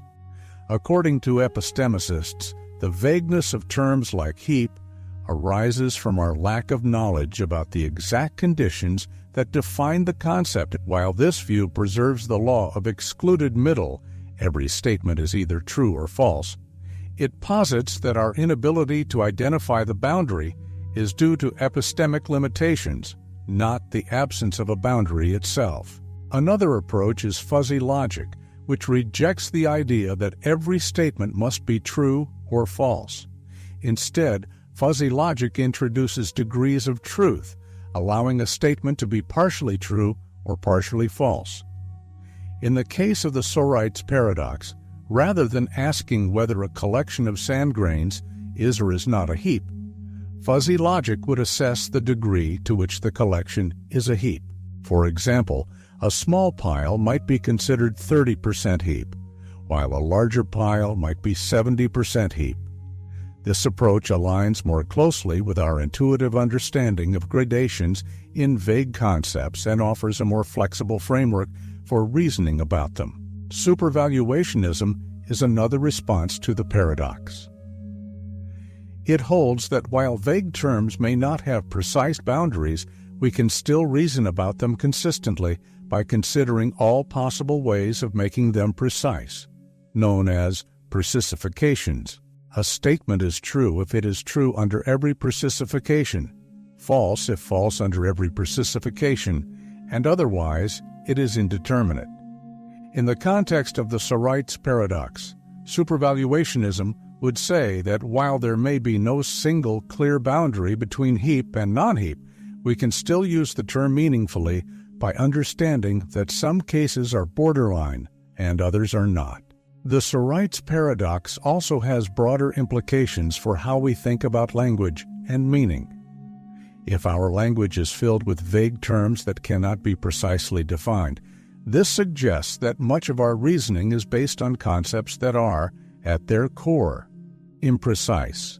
This raises questions about the nature of meaning itself. Are meanings fixed and determinate, or are they fluid and context-dependent? Some philosophers, such as Wittgenstein, have argued that the meaning of a word is not determined by a fixed set of criteria, but by its use in language. According to this view, the concept of a heap is defined not by an exact number of grains of sand, but by how the word is used in various contexts. This perspective shifts the focus from trying to find precise boundaries to understanding how language functions in practice, acknowledging that vagueness is an inherent part of linguistic communication. Another important consideration is the role of context in resolving vagueness. In many cases, what counts as a heap or any other vague category depends on the context in which the term is used. For example, in the context of cleaning a beach, a small pile of sand might be considered a heap, whereas in the context of building a sandcastle, the same pile might not be. This suggests that vagueness might be less about the inherent properties of objects and more about how we categorize and interpret them in different situations. Contextualism, the view that context determines the meaning of vague terms, offers a way to navigate the Sorites Paradox by acknowledging that our judgments about categories are often influenced by situational factors. This approach emphasizes the flexibility of language and the importance of considering the practical circumstances in which terms are applied. The Sorites Paradox not only presents a challenge to classical logic and philosophy of language, but also has significant implications for how we approach problems of categorization, decision-making, and even ethical dilemmas. The paradox forces us to confront the uncomfortable reality that many of the categories we rely on in daily life are not as clear-cut as they seem. This realization has led to various proposed solutions, each attempting to reconcile the paradox's challenges with our intuitive understanding of the world. The Sorites Paradox has profound practical implications, particularly in fields that require precise decision-making, such as law, medicine, and ethics. For instance, consider a legal context where laws often depend on vague terms like reasonable, sufficient, or negligent. The ambiguity inherent in these terms can lead to borderline cases where it is unclear how the law should be applied. The Sorites Paradox highlights how small incremental changes, like the number of grains of sand, can lead to significant consequences in such cases. In medical ethics, the paradox can emerge in end-of-life care decisions, where terms like quality of life or terminal are often used. These concepts are not always precisely defined, and small changes in a patient's condition might not clearly indicate a shift from one category to another. This ambiguity can make it difficult for doctors, patients, and families to make informed decisions, as the criteria for what constitutes quality of life can be subjective and context-dependent. Moreover, the paradox is relevant in public policy, where decisions often depend on classifications like poverty or risk. In these cases, policymakers must draw lines based on quantitative measures, but the Sorites Paradox reminds us that such lines are often arbitrary. For example, deciding who qualifies for financial aid or who is at risk from a particular environmental hazard involves drawing boundaries that may not align with the continuous nature of the underlying conditions. The Sorites Paradox also raises ethical questions, particularly in the context of gradualism, the idea that small changes over time can lead to significant differences. In ethical discussions, gradualism often comes into play in debates about actions that seem morally permissible in isolation but could lead to undesirable outcomes when repeated or accumulated. This is sometimes referred to as the slippery slope argument. Consider the issue of honesty. Telling a single seemingly harmless lie might not appear to have significant moral consequences. However, the Sorites Paradox suggests that if we continue to tell small lies, at what point does this behavior become morally unacceptable? The paradox challenges us to consider whether there is a precise moment when a series of small, morally neutral actions cross a threshold and become unethical. This problem is also evident in environmental ethics, where small incremental actions such as pollution or resource depletion may not seem harmful on their own, but can lead to significant environmental damage over time. The Sorites Paradox forces us to confront the difficulty of identifying when a series of seemingly insignificant actions leads to a significant ethical breach, raising mind-bending paradoxes, 37, questions about our responsibility to consider the cumulative effects of our behavior. In seeking to resolve the Sorites Paradox, some philosophers and logicians have turned to alternatives to classical logic. One such approach is contextualism, which suggests that the truth value of statements about vague terms depends on the context in which they are made. According to this view, whether a collection of grains of sand counts as a heap might vary depending on factors such as the speaker's intentions, the purpose of the conversation, or the standards of the community. Contextualism allows for flexibility in reasoning, acknowledging that our judgments about vague terms are often context-sensitive. This approach offers a pragmatic solution to the Sorites Paradox by allowing for different interpretations of vague terms in different situations, rather than insisting on a single, fixed boundary for concepts like heap. Another approach is paraconsistent logic, which allows for contradictions to coexist without leading to logical explosion, where everything becomes true. In the context of the Sorites Paradox, paraconsistent logic would permit the acceptance that a collection of sand grains could both be a heap and not be a heap depending on how we interpret the terms. This approach challenges traditional notions of consistency in logic but offers a way to navigate the paradox without forcing a definitive resolution. The Sorites Paradox also has implications for artificial intelligence, AI, and machine learning, particularly in the development of algorithms that must categorize data or make decisions based on vague criteria. AI systems often rely on binary classifications, but the Sorites Paradox suggests that these systems may struggle with concepts that do not have clear boundaries. For example, an AI designed to detect spam emails must determine at what point a series of borderline cases, emails that are somewhat suspicious but not clearly spam, should be classified as spam. The paradox highlights the challenge of programming machines to handle vague categories, as the criteria for classification might not always be clear-cut. This raises questions about the limitations of AI in dealing with the subtleties of human language and decision-making, where vagueness is a common feature.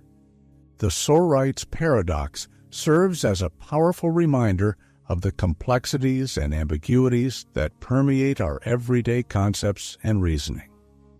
By exposing the difficulties in drawing clear boundaries within vague categories, the paradox challenges the foundations of classical logic, forcing us to reconsider how we categorize, make decisions, and apply ethical principles.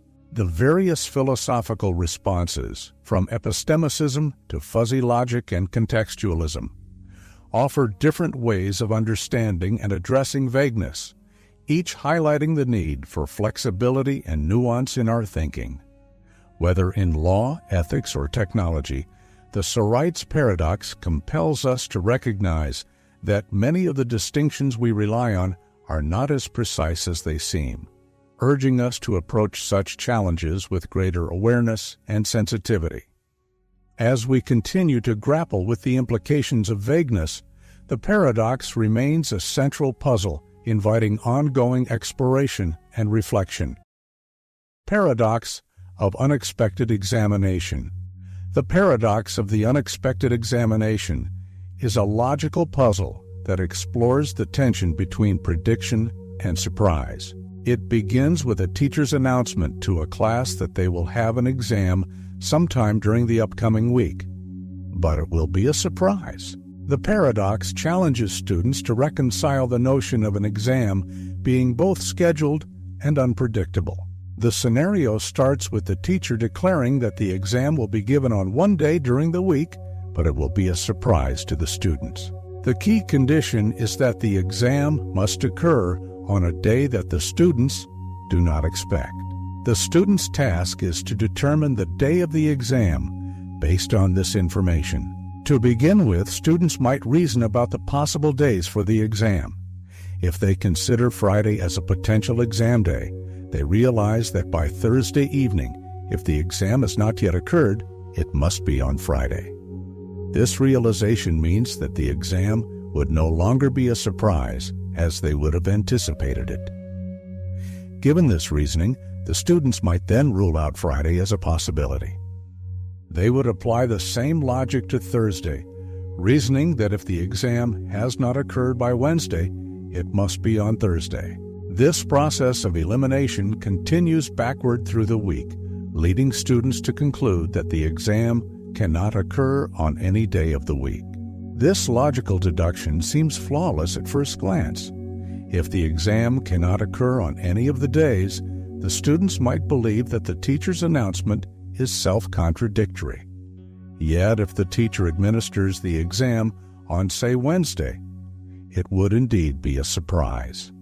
This outcome contradicts the student's logical conclusion that no day can satisfy the surprise condition. The paradox lies in the conflict between the student's reasoning and the actual outcome. The student's logical elimination of each day based on the surprise condition results in a contradiction when an unexpected exam occurs. This paradox raises important questions about how we understand prediction and surprise, particularly when faced with conditions that seem to preclude the very event they are meant to describe. The essence of the paradox of the unexpected examination is to explore the limitations of our logical reasoning when applied to scenarios involving both predictability and surprise. It challenges our intuitions about how we predict events and how those predictions intersect with the notion of an unexpected occurrence. In this paradox, the logical process of elimination leads to a conclusion that seems to be at odds with the actual outcome, providing a compelling insight into the complexities of prediction and expectation. Expanding on the paradox of the unexpected examination, we delve deeper into the concepts of knowledge, expectation, and self-reference that underpin the paradox. The puzzle offers a unique perspective on how these elements interact to create a seemingly contradictory situation. One key concept to explore is self-referential reasoning. The paradox involves a self-referential loop where the student's knowledge of the teacher's announcement influences their reasoning about the exam. The teacher's condition that the exam will be a surprise creates a situation where students' attempts to predict the exam day actually affect their ability to be surprised. This self-referential nature of the paradox complicates the logical reasoning process, leading to an outcome that appears contradictory. The paradox also highlights the concept of epistemic uncertainty, which refers to the uncertainty arising from our lack of complete knowledge. In this scenario, the student's reasoning is based on their incomplete knowledge of when the exam will occur. This uncertainty leads them to eliminate all possible days, yet the exam can still occur on a day they thought was impossible. The paradox reveals how epistemic uncertainty can lead to surprising outcomes, even when logical reasoning seems to provide a clear answer. Another relevant concept is confirmation bias, where individuals tend to seek out information that confirms their pre-existing beliefs or expectations. In the paradox, the student's elimination of days based on the surprise condition reflects a form of confirmation bias. They are looking for a day that aligns with the condition of surprise, but end up ruling out all possibilities. This bias influences their reasoning and contributes to the paradoxical result. The paradox can also be examined through the lens of decision theory. In decision-making, individuals often use logical reasoning to predict and plan for future events. However, the paradox of the unexpected examination demonstrates how prediction can be complicated by conditions of surprise. Decision theory emphasizes the importance of considering uncertainty and the potential for unexpected outcomes, highlighting the limitations of static reasoning models. To further understand the paradox, we can explore the concept of dynamic prediction models, which incorporate changing information and real-time updates. Unlike static models, which rely on fixed assumptions, dynamic models account for the evolving nature of predictions. The paradox illustrates how static reasoning can lead to contradictions when faced with conditions involving surprise and uncertainty. By examining the paradox through these various lenses, we gain a deeper understanding of how knowledge, expectation, and self-reference interact to create a complex and counterintuitive scenario. The paradox challenges our intuitive grasp of prediction and highlights the limitations of logical reasoning when dealing with unexpected outcomes. In exploring the broader implications of the paradox of the unexpected examination, we address its philosophical, practical, and educational significance. The paradox offers valuable insights into how we understand and manage prediction, surprise, and uncertainty in various contexts. One important philosophical consideration is the nature of knowledge and prediction. The paradox challenges the idea that complete knowledge or logical reasoning can fully account for future events. It highlights the limitations of our ability to predict outcomes, especially when the conditions involve elements of surprise. This insight prompts us to reconsider our assumptions about knowledge and prediction, and to acknowledge the inherent uncertainties in our understanding of the future. The paradox also has practical implications for decision-making and risk management. In real-world scenarios, decision-makers must account for uncertainty and prepare for unexpected outcomes. The paradox of the unexpected examination illustrates the challenges of managing expectations and preparing for surprises. It underscores the importance of being adaptable and open to unforeseen events, even when logical reasoning seems to provide a clear picture. In the field of education, the paradox raises questions about the use of surprise assessments and their effectiveness. While surprise exams can motivate students and test their preparedness, the paradox prompts educators to consider how to balance surprise with clarity and fairness in evaluation. It encourages a re-evaluation of assessment practices and their impact on students' learning experiences. The paradox also invites reflection on the psychological aspects of surprise and expectation. Our expectations shape how we perceive and respond to events. The paradox of the unexpected examination demonstrates how our mental models and expectations can influence our experiences of surprise. This insight has implications for understanding human behavior and how we manage our expectations in various contexts. Finally, the paradox serves as a reminder of the intricate nature of logical reasoning and its limitations. While logical frameworks can provide valuable insights, they are not always equipped to handle scenarios involving surprise and uncertainty.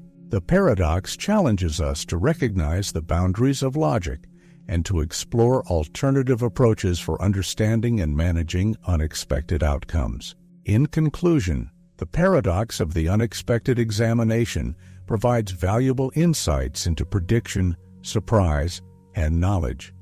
By examining the paradox from philosophical, practical, and educational perspectives, we gain a deeper understanding of how we approach and interpret unexpected events. The paradox serves as a reminder of the complexities and limitations of logical reasoning and the importance of being prepared for surprises in various aspects of life.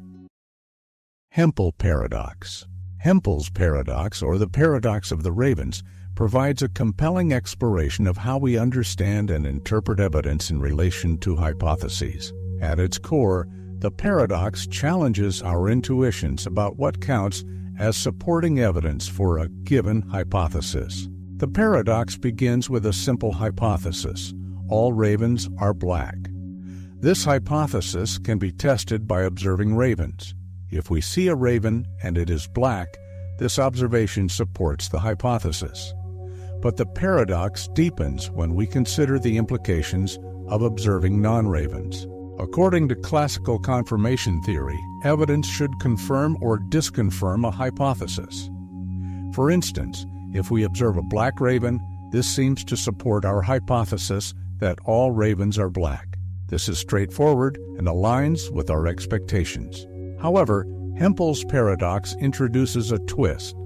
It suggests that not only does observing a black raven support the hypothesis, but so does observing an object that is not a raven and is black, such as a black cat or a black car. This is because observing a non-raven that is black does not contradict the hypothesis and therefore indirectly supports it. The paradox becomes even more intriguing when we consider observations that are not black. For example, observing a green apple, an object that is neither a raven nor black, should, according to the paradox, also support the hypothesis that all ravens are black. This seems counterintuitive, as observing a green apple has no direct relation to the color of ravens. To understand why this is the case, we need to delve into the logic of confirmation theory. The paradox is based on the idea that confirming a universal statement like all ravens are black involves finding evidence that is consistent with the statement. A green apple does not contradict the hypothesis, and therefore, according to the principles of confirmation theory, it adds some support to it. This counterintuitive result challenges our understanding of how evidence works. It forces us to reconsider how we think about the relevance of observations in supporting or refuting hypotheses. It also highlights the complexities involved in logical reasoning and the interpretation of evidence. In the next part, we will analyze the philosophical and logical implications of Hempel's paradox.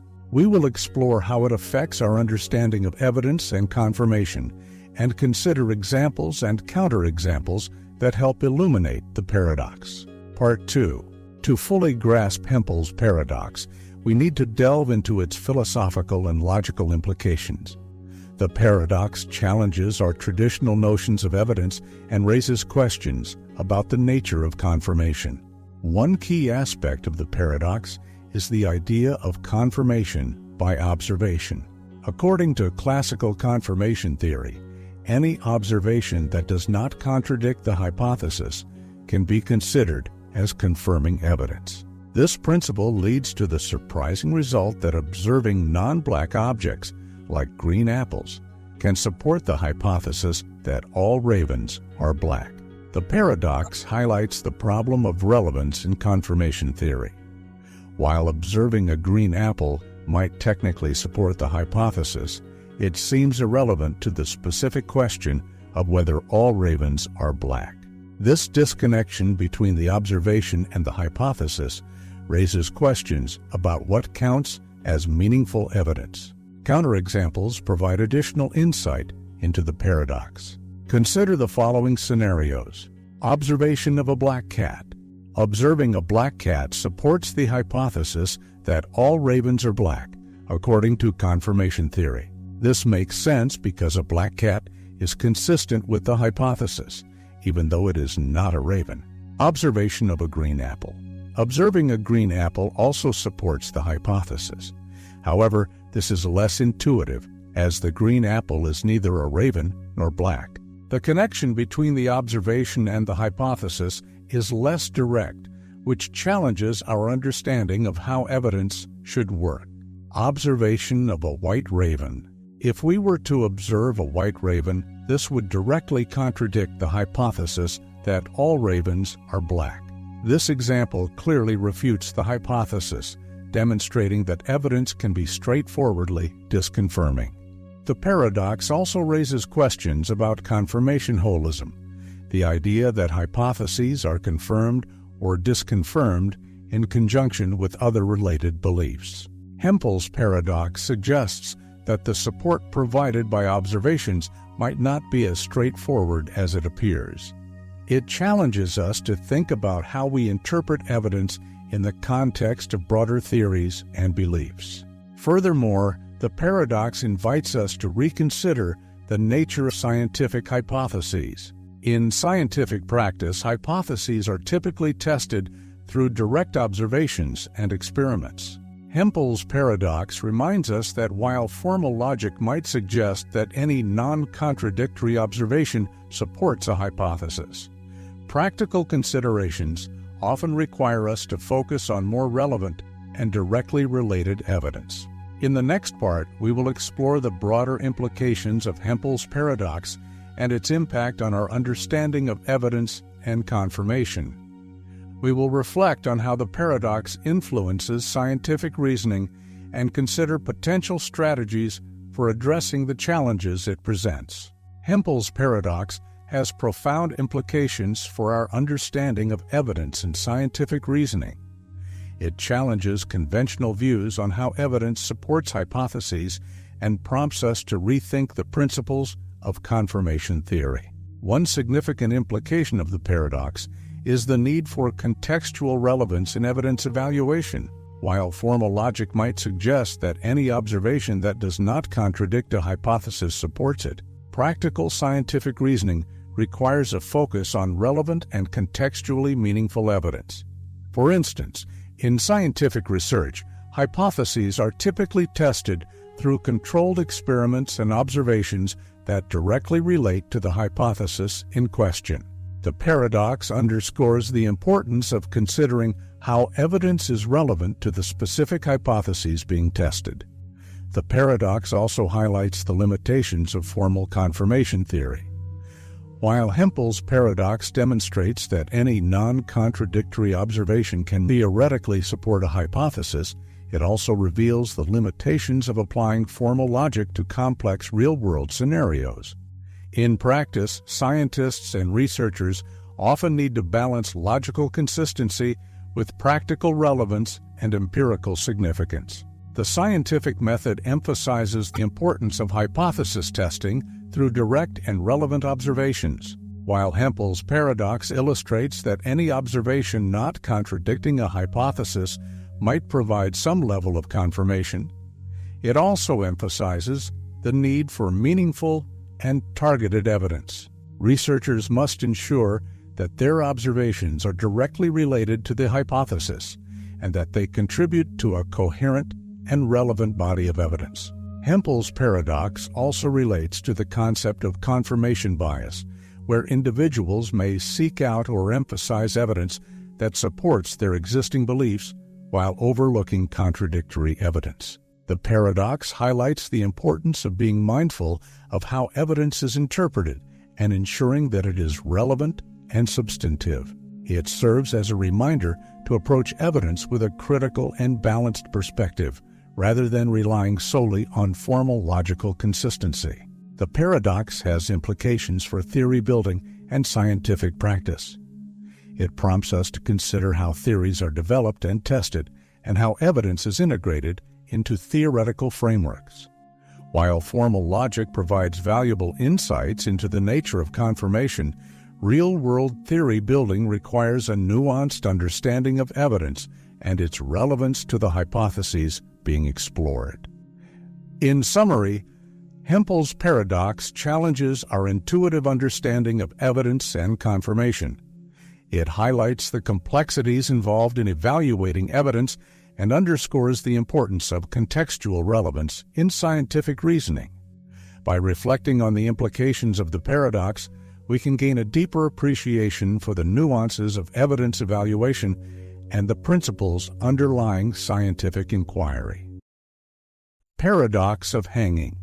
The paradox of the unexpected hanging, also known as the unexpected examination paradox, is a captivating logical puzzle that explores the nature of prediction and surprise. The paradox is framed around a seemingly straightforward scenario involving a judge, a prisoner, and the concept of an unexpected event. The core of the paradox lies in understanding how an event can be both predictable and unexpected at the same time, challenging our intuitive grasp of logic and foresight. Imagine a judge informs a condemned prisoner that he will be hanged at noon on one weekday in the following week, but that the execution will be a surprise to the prisoner. The judge adds that the execution cannot be predicted in advance, meaning that the prisoner will not know the day of the hanging until the execution day itself. This stipulation sets up a situation that seems straightforward at first, but becomes increasingly perplexing as we delve into its implications. To begin with, the prisoner reasons about the hanging's timing and tries to deduce when the execution might take place. The prisoner first eliminates Friday from consideration. If the hanging were to occur on Friday, it would not be a surprise. By Thursday evening, if the prisoner has not been hanged, he would know that the hanging must occur on Friday, which contradicts the condition of the surprise. Following this logic, the prisoner eliminates Thursday as well. If the prisoner has not been hanged by Wednesday evening, then Thursday becomes the only possible day left. But if Thursday were the hanging day, the prisoner would know by Wednesday evening that the hanging must be on Thursday, violating the surprise condition. Extending this reasoning backwards, the prisoner eliminates Wednesday, Tuesday, and finally Monday. If the prisoner has survived until the end of Monday, then he would be able to predict the hanging day as Tuesday, which again breaks the surprise rule. Thus, by this process of elimination, the prisoner concludes that the hanging cannot occur on any day of the week. However, this reasoning leads to an apparent contradiction. If the prisoner concludes that the hanging cannot occur, yet the judge carries out the hanging on, say, Wednesday, the event would indeed be a surprise to the prisoner, despite his logical deduction that it could not happen. The paradox thus arises from the conflict between the prisoner's logical deduction and the actual occurrence of the event. On one hand, the prisoner has reasoned that the hanging cannot occur because of the surprise condition. On the other hand, if the hanging does take place on a day that the prisoner has ruled out, it will be a genuine surprise, revealing a fundamental flaw in the prisoner's reasoning. This paradox taps into deeper philosophical questions about prediction and knowledge. It challenges the concept of what it means to predict an event and how surprise can coexist with logical deduction. The prisoner's logical elimination of each day based on the condition of surprise demonstrates a type of reasoning that seems flawless but ultimately fails to account for the actual outcome. This illustrates how certain logical frameworks might lead to seemingly contradictory results when applied to specific conditions. In essence, the paradox of the unexpected hanging invites us to question the nature of surprise and the limits of logical prediction. It underscores the complexity of understanding events that are described as both predictable and unexpected, revealing the intricate interplay between knowledge, expectation, and actual outcomes. To further explore the paradox of the unexpected hanging, we need to delve into the nature of logical reasoning and the conditions under which surprises can occur. One key aspect of this paradox is the concept of self-referential statements and how they influence our understanding of prediction. The paradox challenges us to consider how self-referential reasoning can lead to apparent contradictions. The prisoner's reasoning process is a form of self-referential logic. By attempting to predict the hanging day, the prisoner creates a loop of reasoning that ultimately undermines the very condition he is trying to satisfy, the element of surprise. This type of reasoning is central to the paradox, as it highlights the tension between deductive logic and the inherent unpredictability of certain outcomes. To better understand the paradox, let's examine it through the lens of epistemic logic, the study of knowledge and belief. In epistemic logic, we often encounter scenarios where the knowledge or beliefs of individuals can lead to surprising or counterintuitive outcomes. The paradox of the unexpected hanging exemplifies how the prisoner's knowledge, or lack thereof, about the timing of the hanging interacts with the concept of surprise. Number 1. Consider the situation where the prisoner is informed of the hanging but lacks any specific information about the exact day. The prisoner's attempt to deduce the day through logical elimination reflects a form of predictive reasoning, where the individual tries to anticipate an outcome based on given conditions. However, this type of reasoning can lead to paradoxical results when the conditions themselves involve elements of uncertainty or surprise. The paradox can also be related to Gödel's incompleteness theorems, which address the limitations of formal systems and their ability to prove certain statements. Gödel's theorems suggest that within any sufficiently complex formal system, there are true statements that cannot be proven within that system. Similarly, in the paradox of the unexpected hanging, the prisoner's logical system for predicting the hanging day is incomplete. The system fails to account for the possibility that the hanging could occur on a day previously ruled out, demonstrating a limitation in the prisoner's deductive approach. Another useful concept is game theory, which examines strategic interactions and decision-making. In game theory, the prisoner's situation resembles a game with specific rules and constraints. The judge's announcement sets up a game where the prisoner's objective is to predict an event under certain conditions. The game's outcome, the surprise hanging, illustrates how the strategic interactions between knowledge and prediction can lead to unexpected results. Exploring the paradox through these various lenses reveals the complexity of understanding surprise and prediction.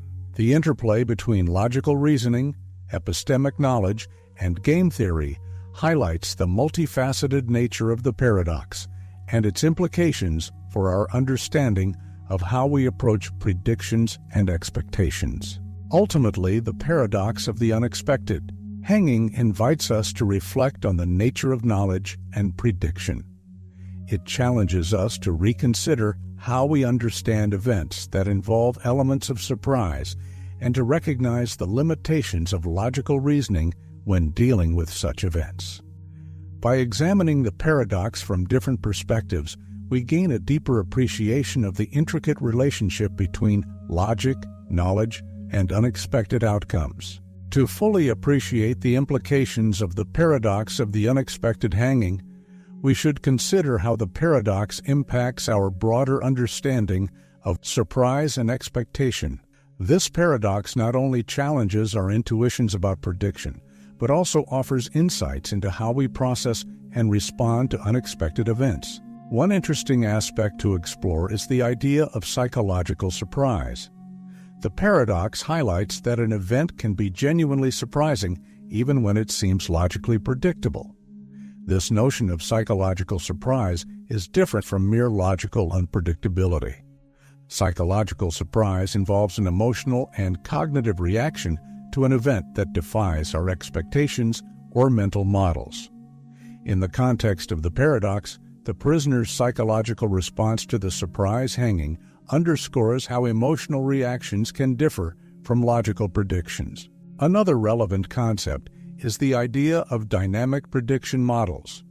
In real-world scenarios, prediction models often account for changing information and evolving conditions. The paradox of the unexpected hanging demonstrates the limitations of static prediction models that do not adapt to new information or unexpected outcomes. Dynamic models, which incorporate real-time feedback and adjustments, offer a more nuanced approach to prediction and surprise, addressing some of the challenges highlighted by the paradox. The paradox also prompts reflection on the nature of expectation management.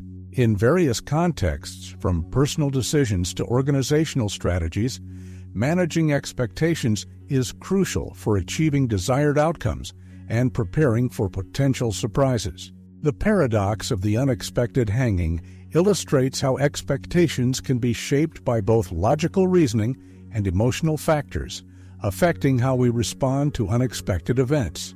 To further understand the paradox, we can consider philosophical implications related to the nature of time and causality. The paradox challenges our understanding of how time and causality interact with prediction. If an event is said to be a surprise, it implies that it defies our causal expectations. This raises questions about how we conceive of causality and whether our understanding of cause and effect can be reconciled with the notion of surprise. The practical applications of the paradox extend to fields such as decision theory and risk management. In decision-making, understanding how surprises can arise despite careful planning and analysis is crucial for managing risks and making informed choices. The paradox emphasizes the importance of being prepared for unexpected outcomes and recognizing the limitations of our predictive abilities. Finally, the paradox invites us to consider the philosophical nature of reality and our perceptions of it.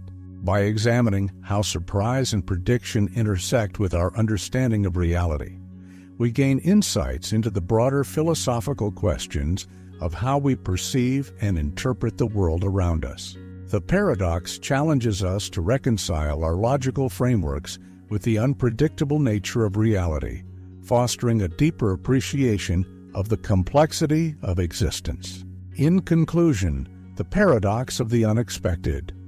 Hanging offers profound insights into the nature of prediction, surprise, and expectation.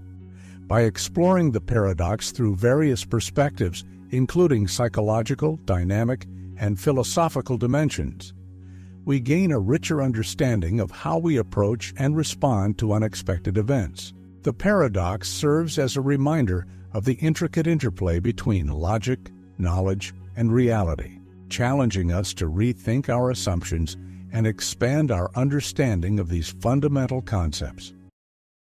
Paradox of perfect murder. To understand the paradox of the perfect murder, we must first define what we mean by perfection in this context. In theory, a perfect murder is one where the perpetrator manages to commit the crime without leaving any evidence, without any witnesses, and without any chance of being caught. This implies an ideal scenario where all aspects of the crime are controlled and executed flawlessly. Defining perfection in crime. A perfect murder would not leave any physical evidence, such as fingerprints, DNA, or any forensic traces. It would involve the complete absence of any material clues that could link the perpetrator to the crime. The crime would be carried out in such a way that no one would see or hear anything that could implicate the perpetrator. This includes avoiding any surveillance or electronic monitoring that might capture the act. The perpetrator would not have any discernible motive or opportunity that could lead investigators to suspect them. This includes ensuring that the crime does not fit any known patterns or involve any personal connections to the victim. Theoretical considerations. Achieving perfection in a crime requires meticulous planning and flawless execution. The perpetrator would need to anticipate and counter every possible scenario that could lead to detection. One key consideration is human error. Even the most careful plans can be disrupted by unforeseen factors or mistakes. This introduces a level of uncertainty that challenges the idea of a truly perfect crime. The notion of a perfect murder is inherently paradoxical because the concept of perfection in criminal acts assumes a level of control and execution that may be inherently unattainable. In practice, achieving a crime without any evidence or trace of involvement is extremely challenging, if not impossible. Philosophical implications. Nature of perfection. Philosophically, the idea of a perfect murder raises questions about the nature of perfection itself. Is perfection an attainable goal, or is it an ideal that is inherently unattainable? Ethical considerations. The paradox also raises ethical questions about the nature of crime and morality. Even if a murder could be committed perfectly, does this make the act morally justifiable or acceptable in any way? The paradox of the perfect murder highlights the complexities involved in committing a crime without leaving any evidence or trace. In the next part, we will explore the implications of this paradox for the understanding of crime and justice, including real-world examples and theoretical considerations. The paradox of the perfect murder has significant implications for our understanding of crime, justice, and the concept of perfection. To fully appreciate these implications, we must consider real-world examples and theoretical considerations that challenge the feasibility of committing a perfect murder. Real-world examples. Throughout history, there have been numerous cases where individuals attempted to commit crimes with the goal of avoiding detection. Some infamous cases include the so-called perfect crimes that have garnered significant media attention. However, in many of these cases, what was initially thought to be a perfect crime eventually unraveled due to unforeseen evidence or investigative breakthroughs.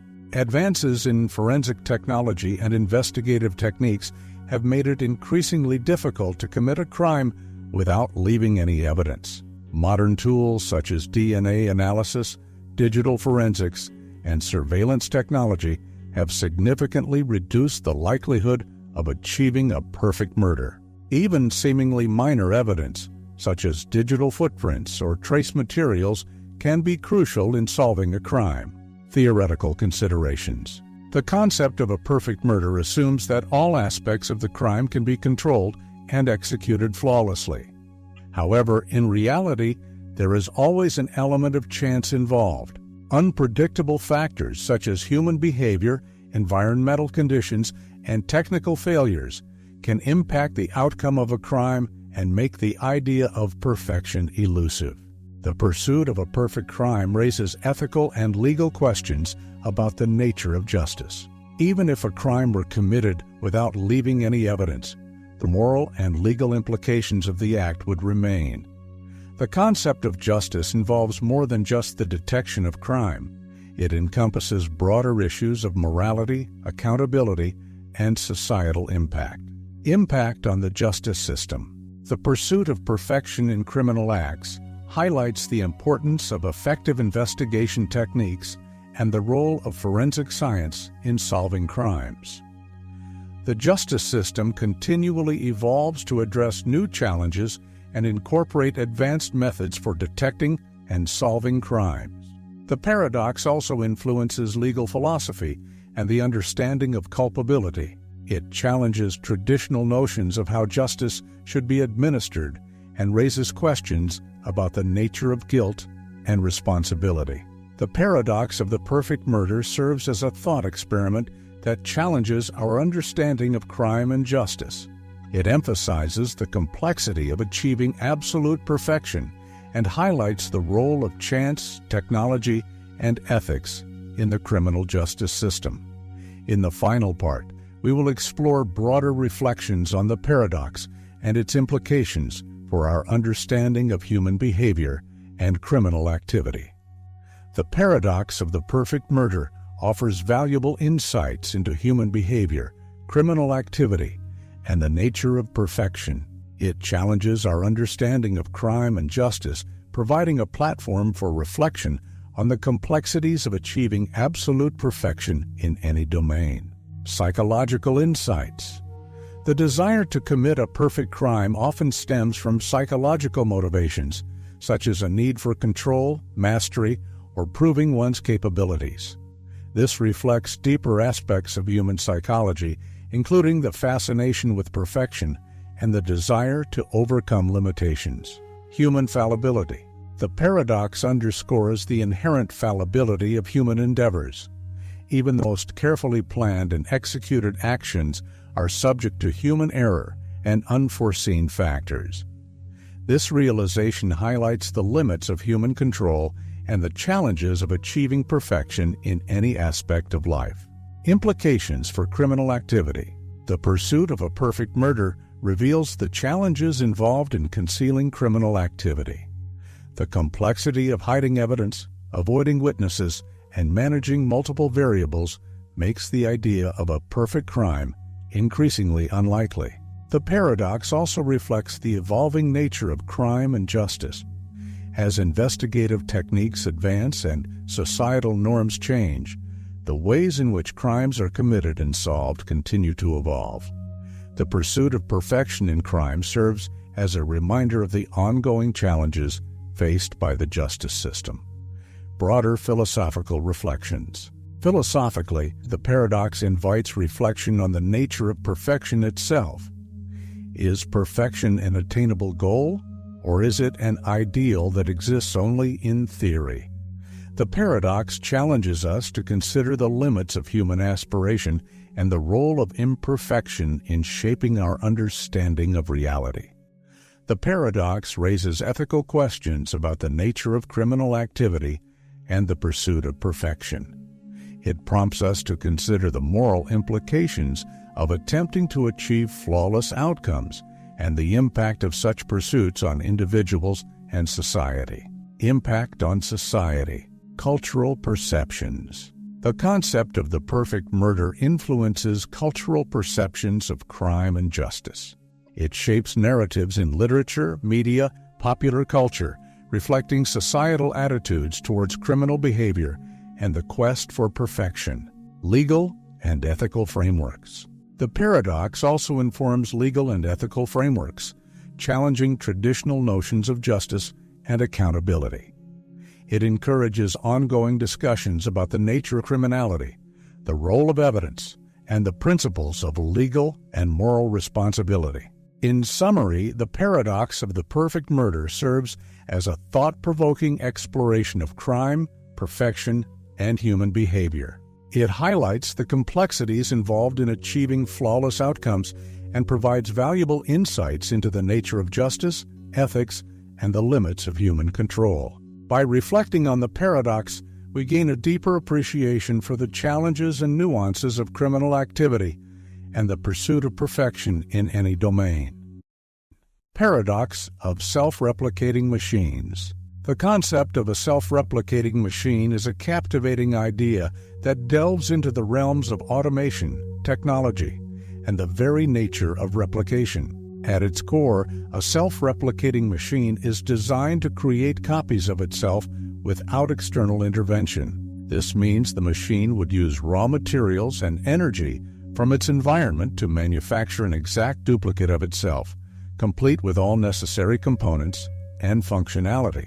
To grasp this concept, it helps to envision a machine equipped with advanced capabilities. Such a machine would first need to gather raw materials from its surroundings. These materials might include metals, plastics, or other substances essential for constructing its parts. After collecting these resources, the machine would then process them.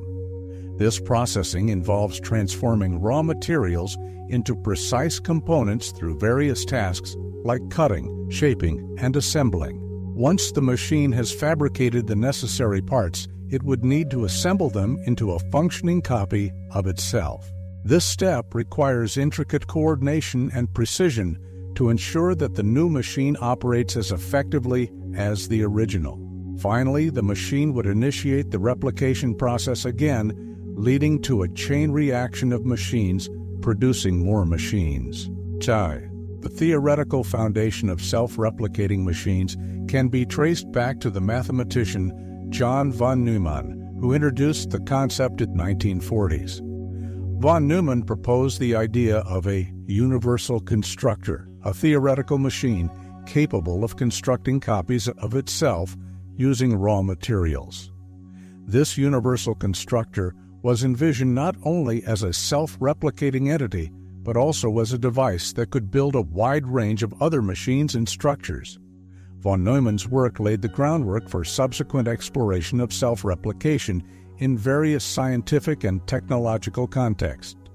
In practical applications, the idea of self-replicating machines has sparked significant interest, particularly in fields like nanotechnology and space exploration.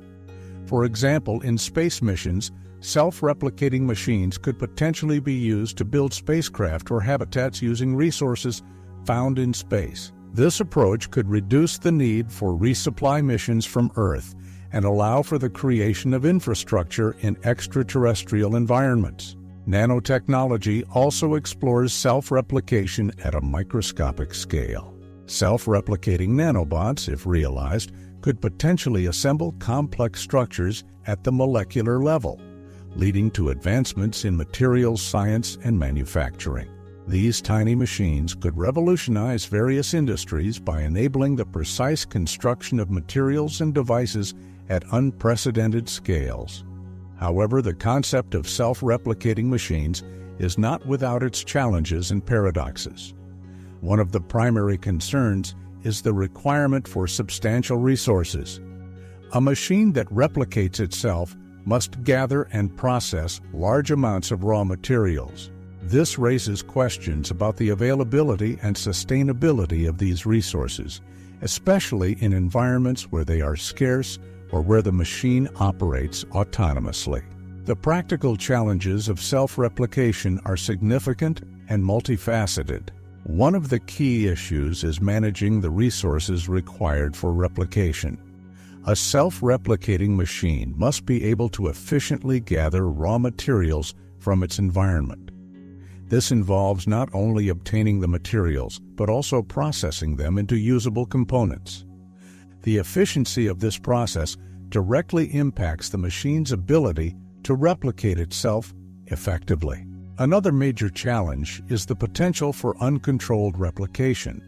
If a self-replicating machine were to malfunction, or if its replication process became unregulated, it could lead to a rapid and uncontrolled proliferation of machines. This scenario, often referred to as the gray goo problem, involves the machine consuming all available resources and potentially causing environmental or ecological damage. Such a situation highlights the need for careful control mechanisms to prevent unintended consequences. The complexity of the replication process also poses technical difficulties. Ensuring that every component of the machine is replicated accurately and that the new machine functions correctly is a significant challenge. Any errors or defects in the replication process could compromise the integrity of the entire system, leading to malfunction or failure. This underscores the importance of precision and reliability in the design and operation of self-replicating machines. The implications of self-replicating machines extend beyond technical challenges. They raise philosophical and ethical questions about the nature of replication and automation. If machines can replicate themselves perfectly, what does this mean for human involvement in manufacturing and production? The ability to create machines that can reproduce autonomously could transform our understanding of labor, creativity, and innovation. Moreover, the concept of self-replication invites reflections on the limits of automation and the role of human oversight. As machines become more capable of autonomous functions, including replication, the balance between human control and machine autonomy becomes increasingly important. The potential for machines to act independently raises questions about accountability and responsibility in the context of advanced technologies. The paradox of self-replicating machines also influences our understanding of technological progress and its consequences. While the ability to create machines that can replicate themselves offers exciting possibilities, it also requires careful consideration of potential risks and ethical implications. The challenge lies in harnessing the benefits of self-replication while mitigating potential drawbacks and ensuring that technological advancements align with societal values and goals. The paradox of the self-replicating machine offers a rich field for reflection on the broader implications of technological advancement. As we consider the potential and challenges of self-replicating machines, several key themes emerge that warrant further exploration. One significant theme is the relationship between technology and resource management. The idea of self-replicating machines underscores the importance of efficient resource utilization and sustainability. In practical applications, ensuring that machines can replicate themselves without depleting resources or causing environmental harm is crucial. This involves not only technological innovation, but also careful planning and management to balance the benefits of replication with responsible stewardship of resources. Another theme is the impact of self-replication on societal structures and labor. The ability of machines to replicate themselves autonomously could transform industries and economies, potentially reducing the need for human labor in certain sectors. This raises questions about the future of work, economic inequality, and the role of human creativity and innovation in an increasingly automated world. As machines take on more complex tasks, it is essential to consider how these changes will affect individuals and communities. The philosophical implications of self-replicating machines also invite reflection on the nature of perfection and autonomy. The pursuit of perfect replication challenges our understanding of what constitutes flawless performance and raises questions about the limits of human and machine capabilities. It also prompts us to consider the ethical dimensions of creating machines with the power to replicate themselves and the responsibilities that come with such advancements. Looking ahead, the development of self-replicating machines holds the potential for significant breakthroughs in various fields, including manufacturing, space exploration, and materials science. However, achieving this potential requires addressing the technical, ethical, and philosophical challenges associated with self-replication. As technology continues to advance, it is crucial to approach these developments with a thoughtful and balanced perspective, ensuring that innovations align with broader societal goals and values. In conclusion, the paradox of the self-replicating machine serves as a thought-provoking exploration of technology, replication, and automation. It challenges our understanding of resource management, labor, and the limits of perfection. By examining the potential and challenges of self-replicating machines, we gain valuable insights into the future of technology and its impact on society. Paradox of Ruler. The paradox of the ruler is a thought-provoking philosophical problem that explores the nature of authority, decision-making, and the limits of rationality. At its core, this paradox challenges our understanding of how rules and decisions are made, especially when considering the role of a ruler or authority figure. To begin, imagine a hypothetical scenario where a ruler is tasked with making a decision that impacts their domain. The paradox arises from the complexities involved in this decision-making process and the implications of the ruler's authority. The paradox explores the tension between the ruler's role and the nature of their decisions, questioning whether it is possible for a ruler to make decisions that are truly autonomous and rational. The paradox of the ruler can be illustrated through various examples. One common illustration involves a ruler who must decide between two conflicting policies or courses of action. The decision may require the ruler to weigh different factors such as the welfare of their subjects, economic considerations, and personal preferences. The paradox lies in the challenge of making a decision that is both rational and consistent with the ruler's role.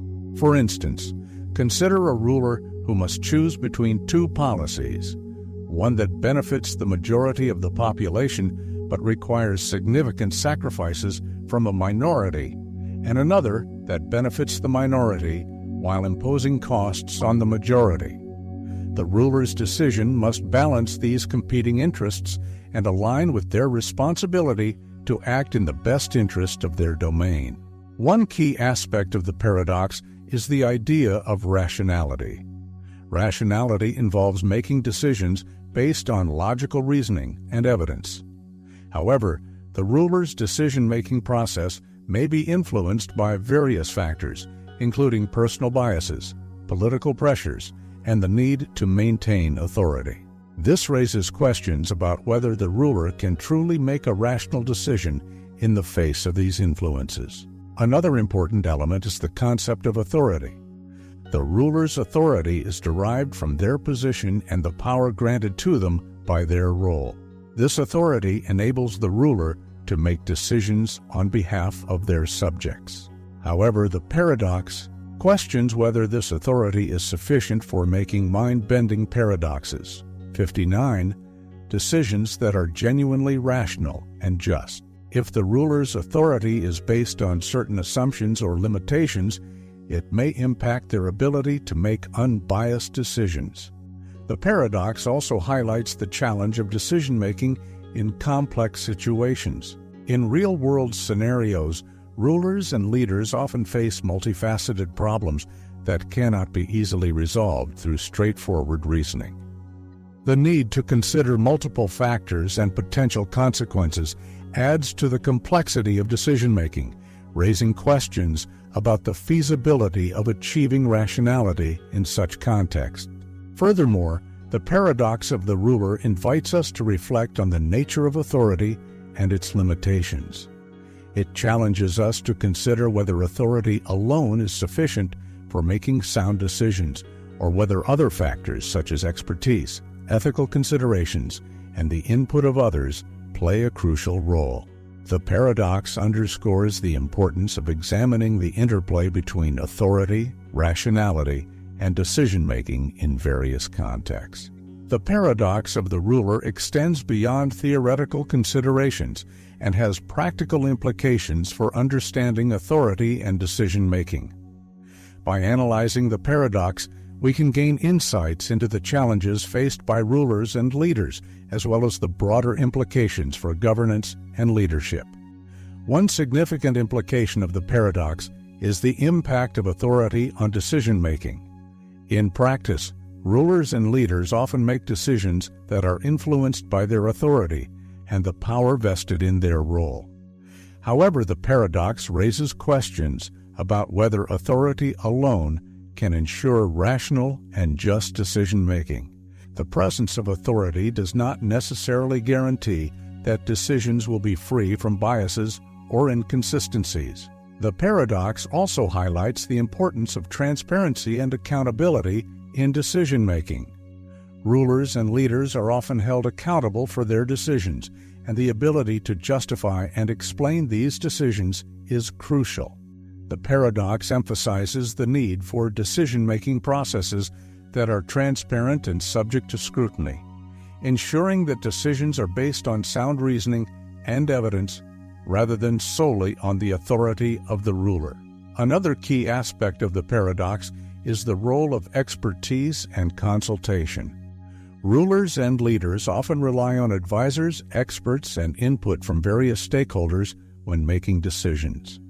The paradox underscores the value of incorporating diverse perspectives and expertise into the decision-making process. By seeking input from others, rulers can enhance the rationality and effectiveness of their decisions, reducing the potential for bias and improving overall outcomes.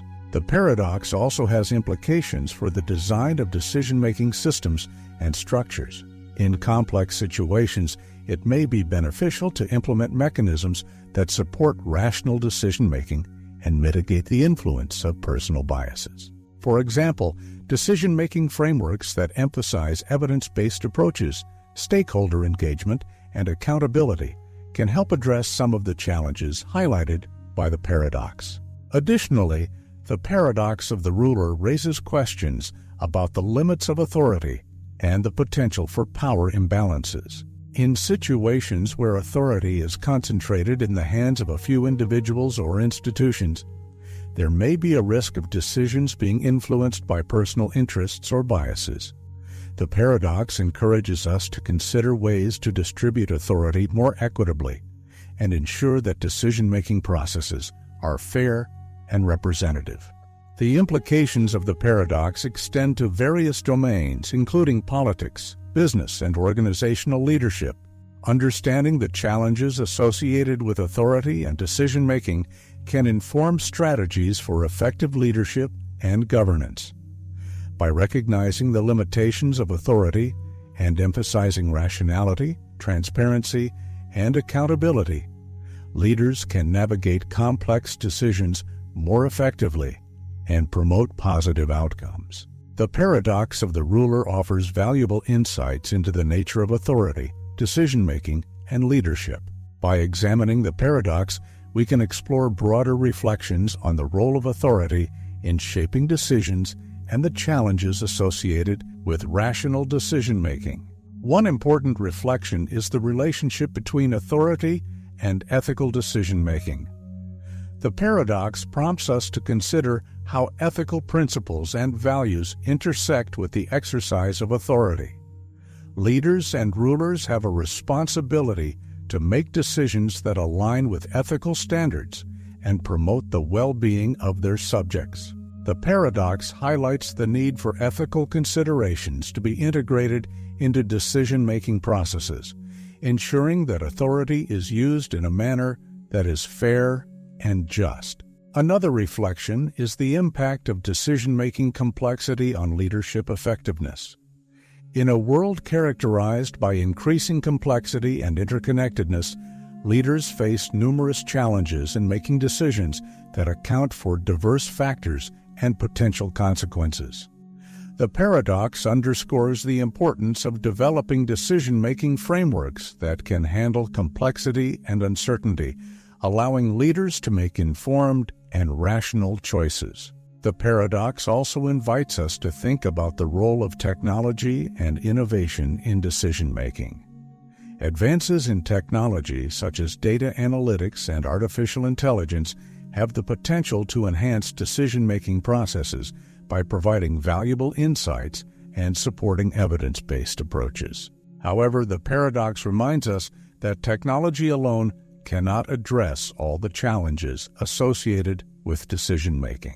It is essential to consider the broader context, including ethical and social dimensions, when leveraging technology for decision support.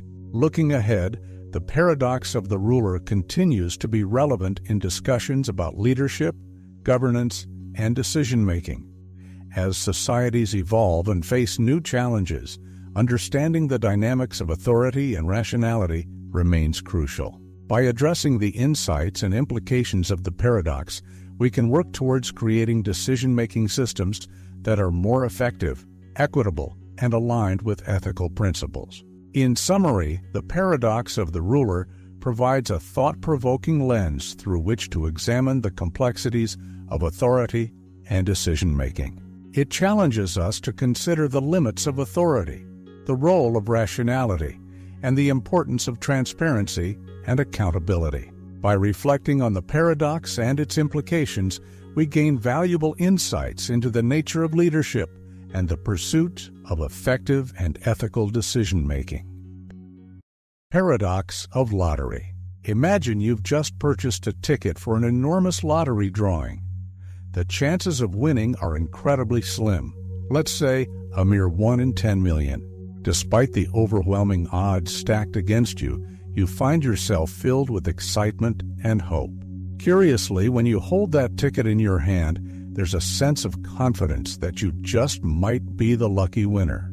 This personal conviction seems oddly rational, even in the face of such astronomical odds. Now let's expand our perspective. In a massive lottery, where each ticket has an infinitesimal chance of winning, every single ticket holder can maintain a sense of optimism about their own prospects. This intriguing phenomenon is known as the paradox of the lottery. The crux of this paradox lies in the stark contrast between the statistically high likelihood of losing and the individual's personal belief that they might emerge victorious. The paradox becomes even more fascinating when we consider the collective outcome. Despite each individual ticket holder nurturing the belief that they might win, the reality is that only one ticket, or perhaps a handful at most, will actually clinch the prize. This creates a striking logical inconsistency. How can we reconcile the fact that so many people harbor the belief that they will win when statistically the vast majority are destined to lose? To illustrate the paradox more vividly, let's envision a lottery with 10 million tickets in circulation. Each ticket carries a 1 in 10 million chance of winning. If every single ticket holder maintains the belief that they will be the fortunate winner, their conviction appears wildly irrational given the overwhelming odds. However, on a personal level, it's somewhat understandable. Each individual is unlikely to contemplate the probability of the entire group losing. Instead, they focus solely on their own ticket and its potential. This paradox shines a spotlight on the intriguing conflict between personal belief and collective statistical reality. It demonstrates how individuals can simultaneously hold seemingly contradictory views. They can believe in their own chance of winning while acknowledging that the majority of ticket holders will inevitably face disappointment. Let's delve deeper into the intricacies of the paradox of the lottery by examining the fascinating interplay between individual belief and statistical reality.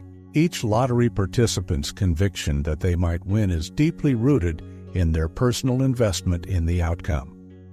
Even though they are intellectually aware of the minuscule probability of winning, their hope burns bright and remains intensely personal.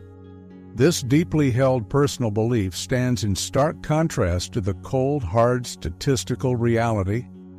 From a purely mathematical standpoint, if there are 10 million tickets in circulation and only one ultimate winner, the probability of winning with any given ticket is astonishingly low. Yet, remarkably, this statistical fact seems to have little impact on the optimistic outlook maintained by each ticket holder. One illuminating approach to understanding this paradox is to consider the concept of subjective versus objective probability. Subjective probability refers to the personal belief or confidence an individual holds regarding an outcome, while objective probability represents the actual mathematical likelihood of an event occurring. In the context of the lottery, the subjective probability for each ticket holder is heavily influenced by their hope and personal investment in the outcome. This subjective perspective can lead to the seemingly irrational belief that their particular ticket somehow possesses a better chance of winning than it objectively does. Conversely, the objective probability reflects the true, exceedingly small chance of winning. This stark disparity between subjective belief and objective probability lies at the heart of the paradox. Individuals cling to their personal chances of success despite being aware of the statistical odds, resulting in an apparent contradiction. The paradox extends beyond mere improbability of winning. It delves into the very nature of rationality and personal belief when confronted with overwhelming odds. The paradox also intersects with fascinating cognitive biases and psychological factors that shape human decision-making. People often exhibit a tendency to overestimate their own chances of success in scenarios with low probabilities, a phenomenon psychologists refer to as the optimism bias. This cognitive bias helps explain why individuals can maintain a rational belief in their potential to win, even when the odds are overwhelmingly stacked against them. The paradox of the lottery opens up a Pandora's box of intriguing questions about human psychology, decision-making processes, and belief systems. It challenges our fundamental understanding of how individuals perceive probabilities and make choices based on those perceptions. One significant implication of this paradox is that it underscores the limitations inherent in purely rational decision-making models. Traditional rational models operate under the assumption that individuals make decisions based solely on objective probabilities. However, the paradox of the lottery vividly demonstrates that personal beliefs and psychological factors can exert a powerful influence on decision-making, often leading to behavior that appears irrational when viewed through the lens of statistical reality. This paradox also carries broader implications for our understanding of how people navigate risk and uncertainty in various aspects of life. Beyond the realm of lotteries, individuals frequently encounter situations where the probability of a desired outcome is extremely low, yet their personal belief in a positive result remains steadfast.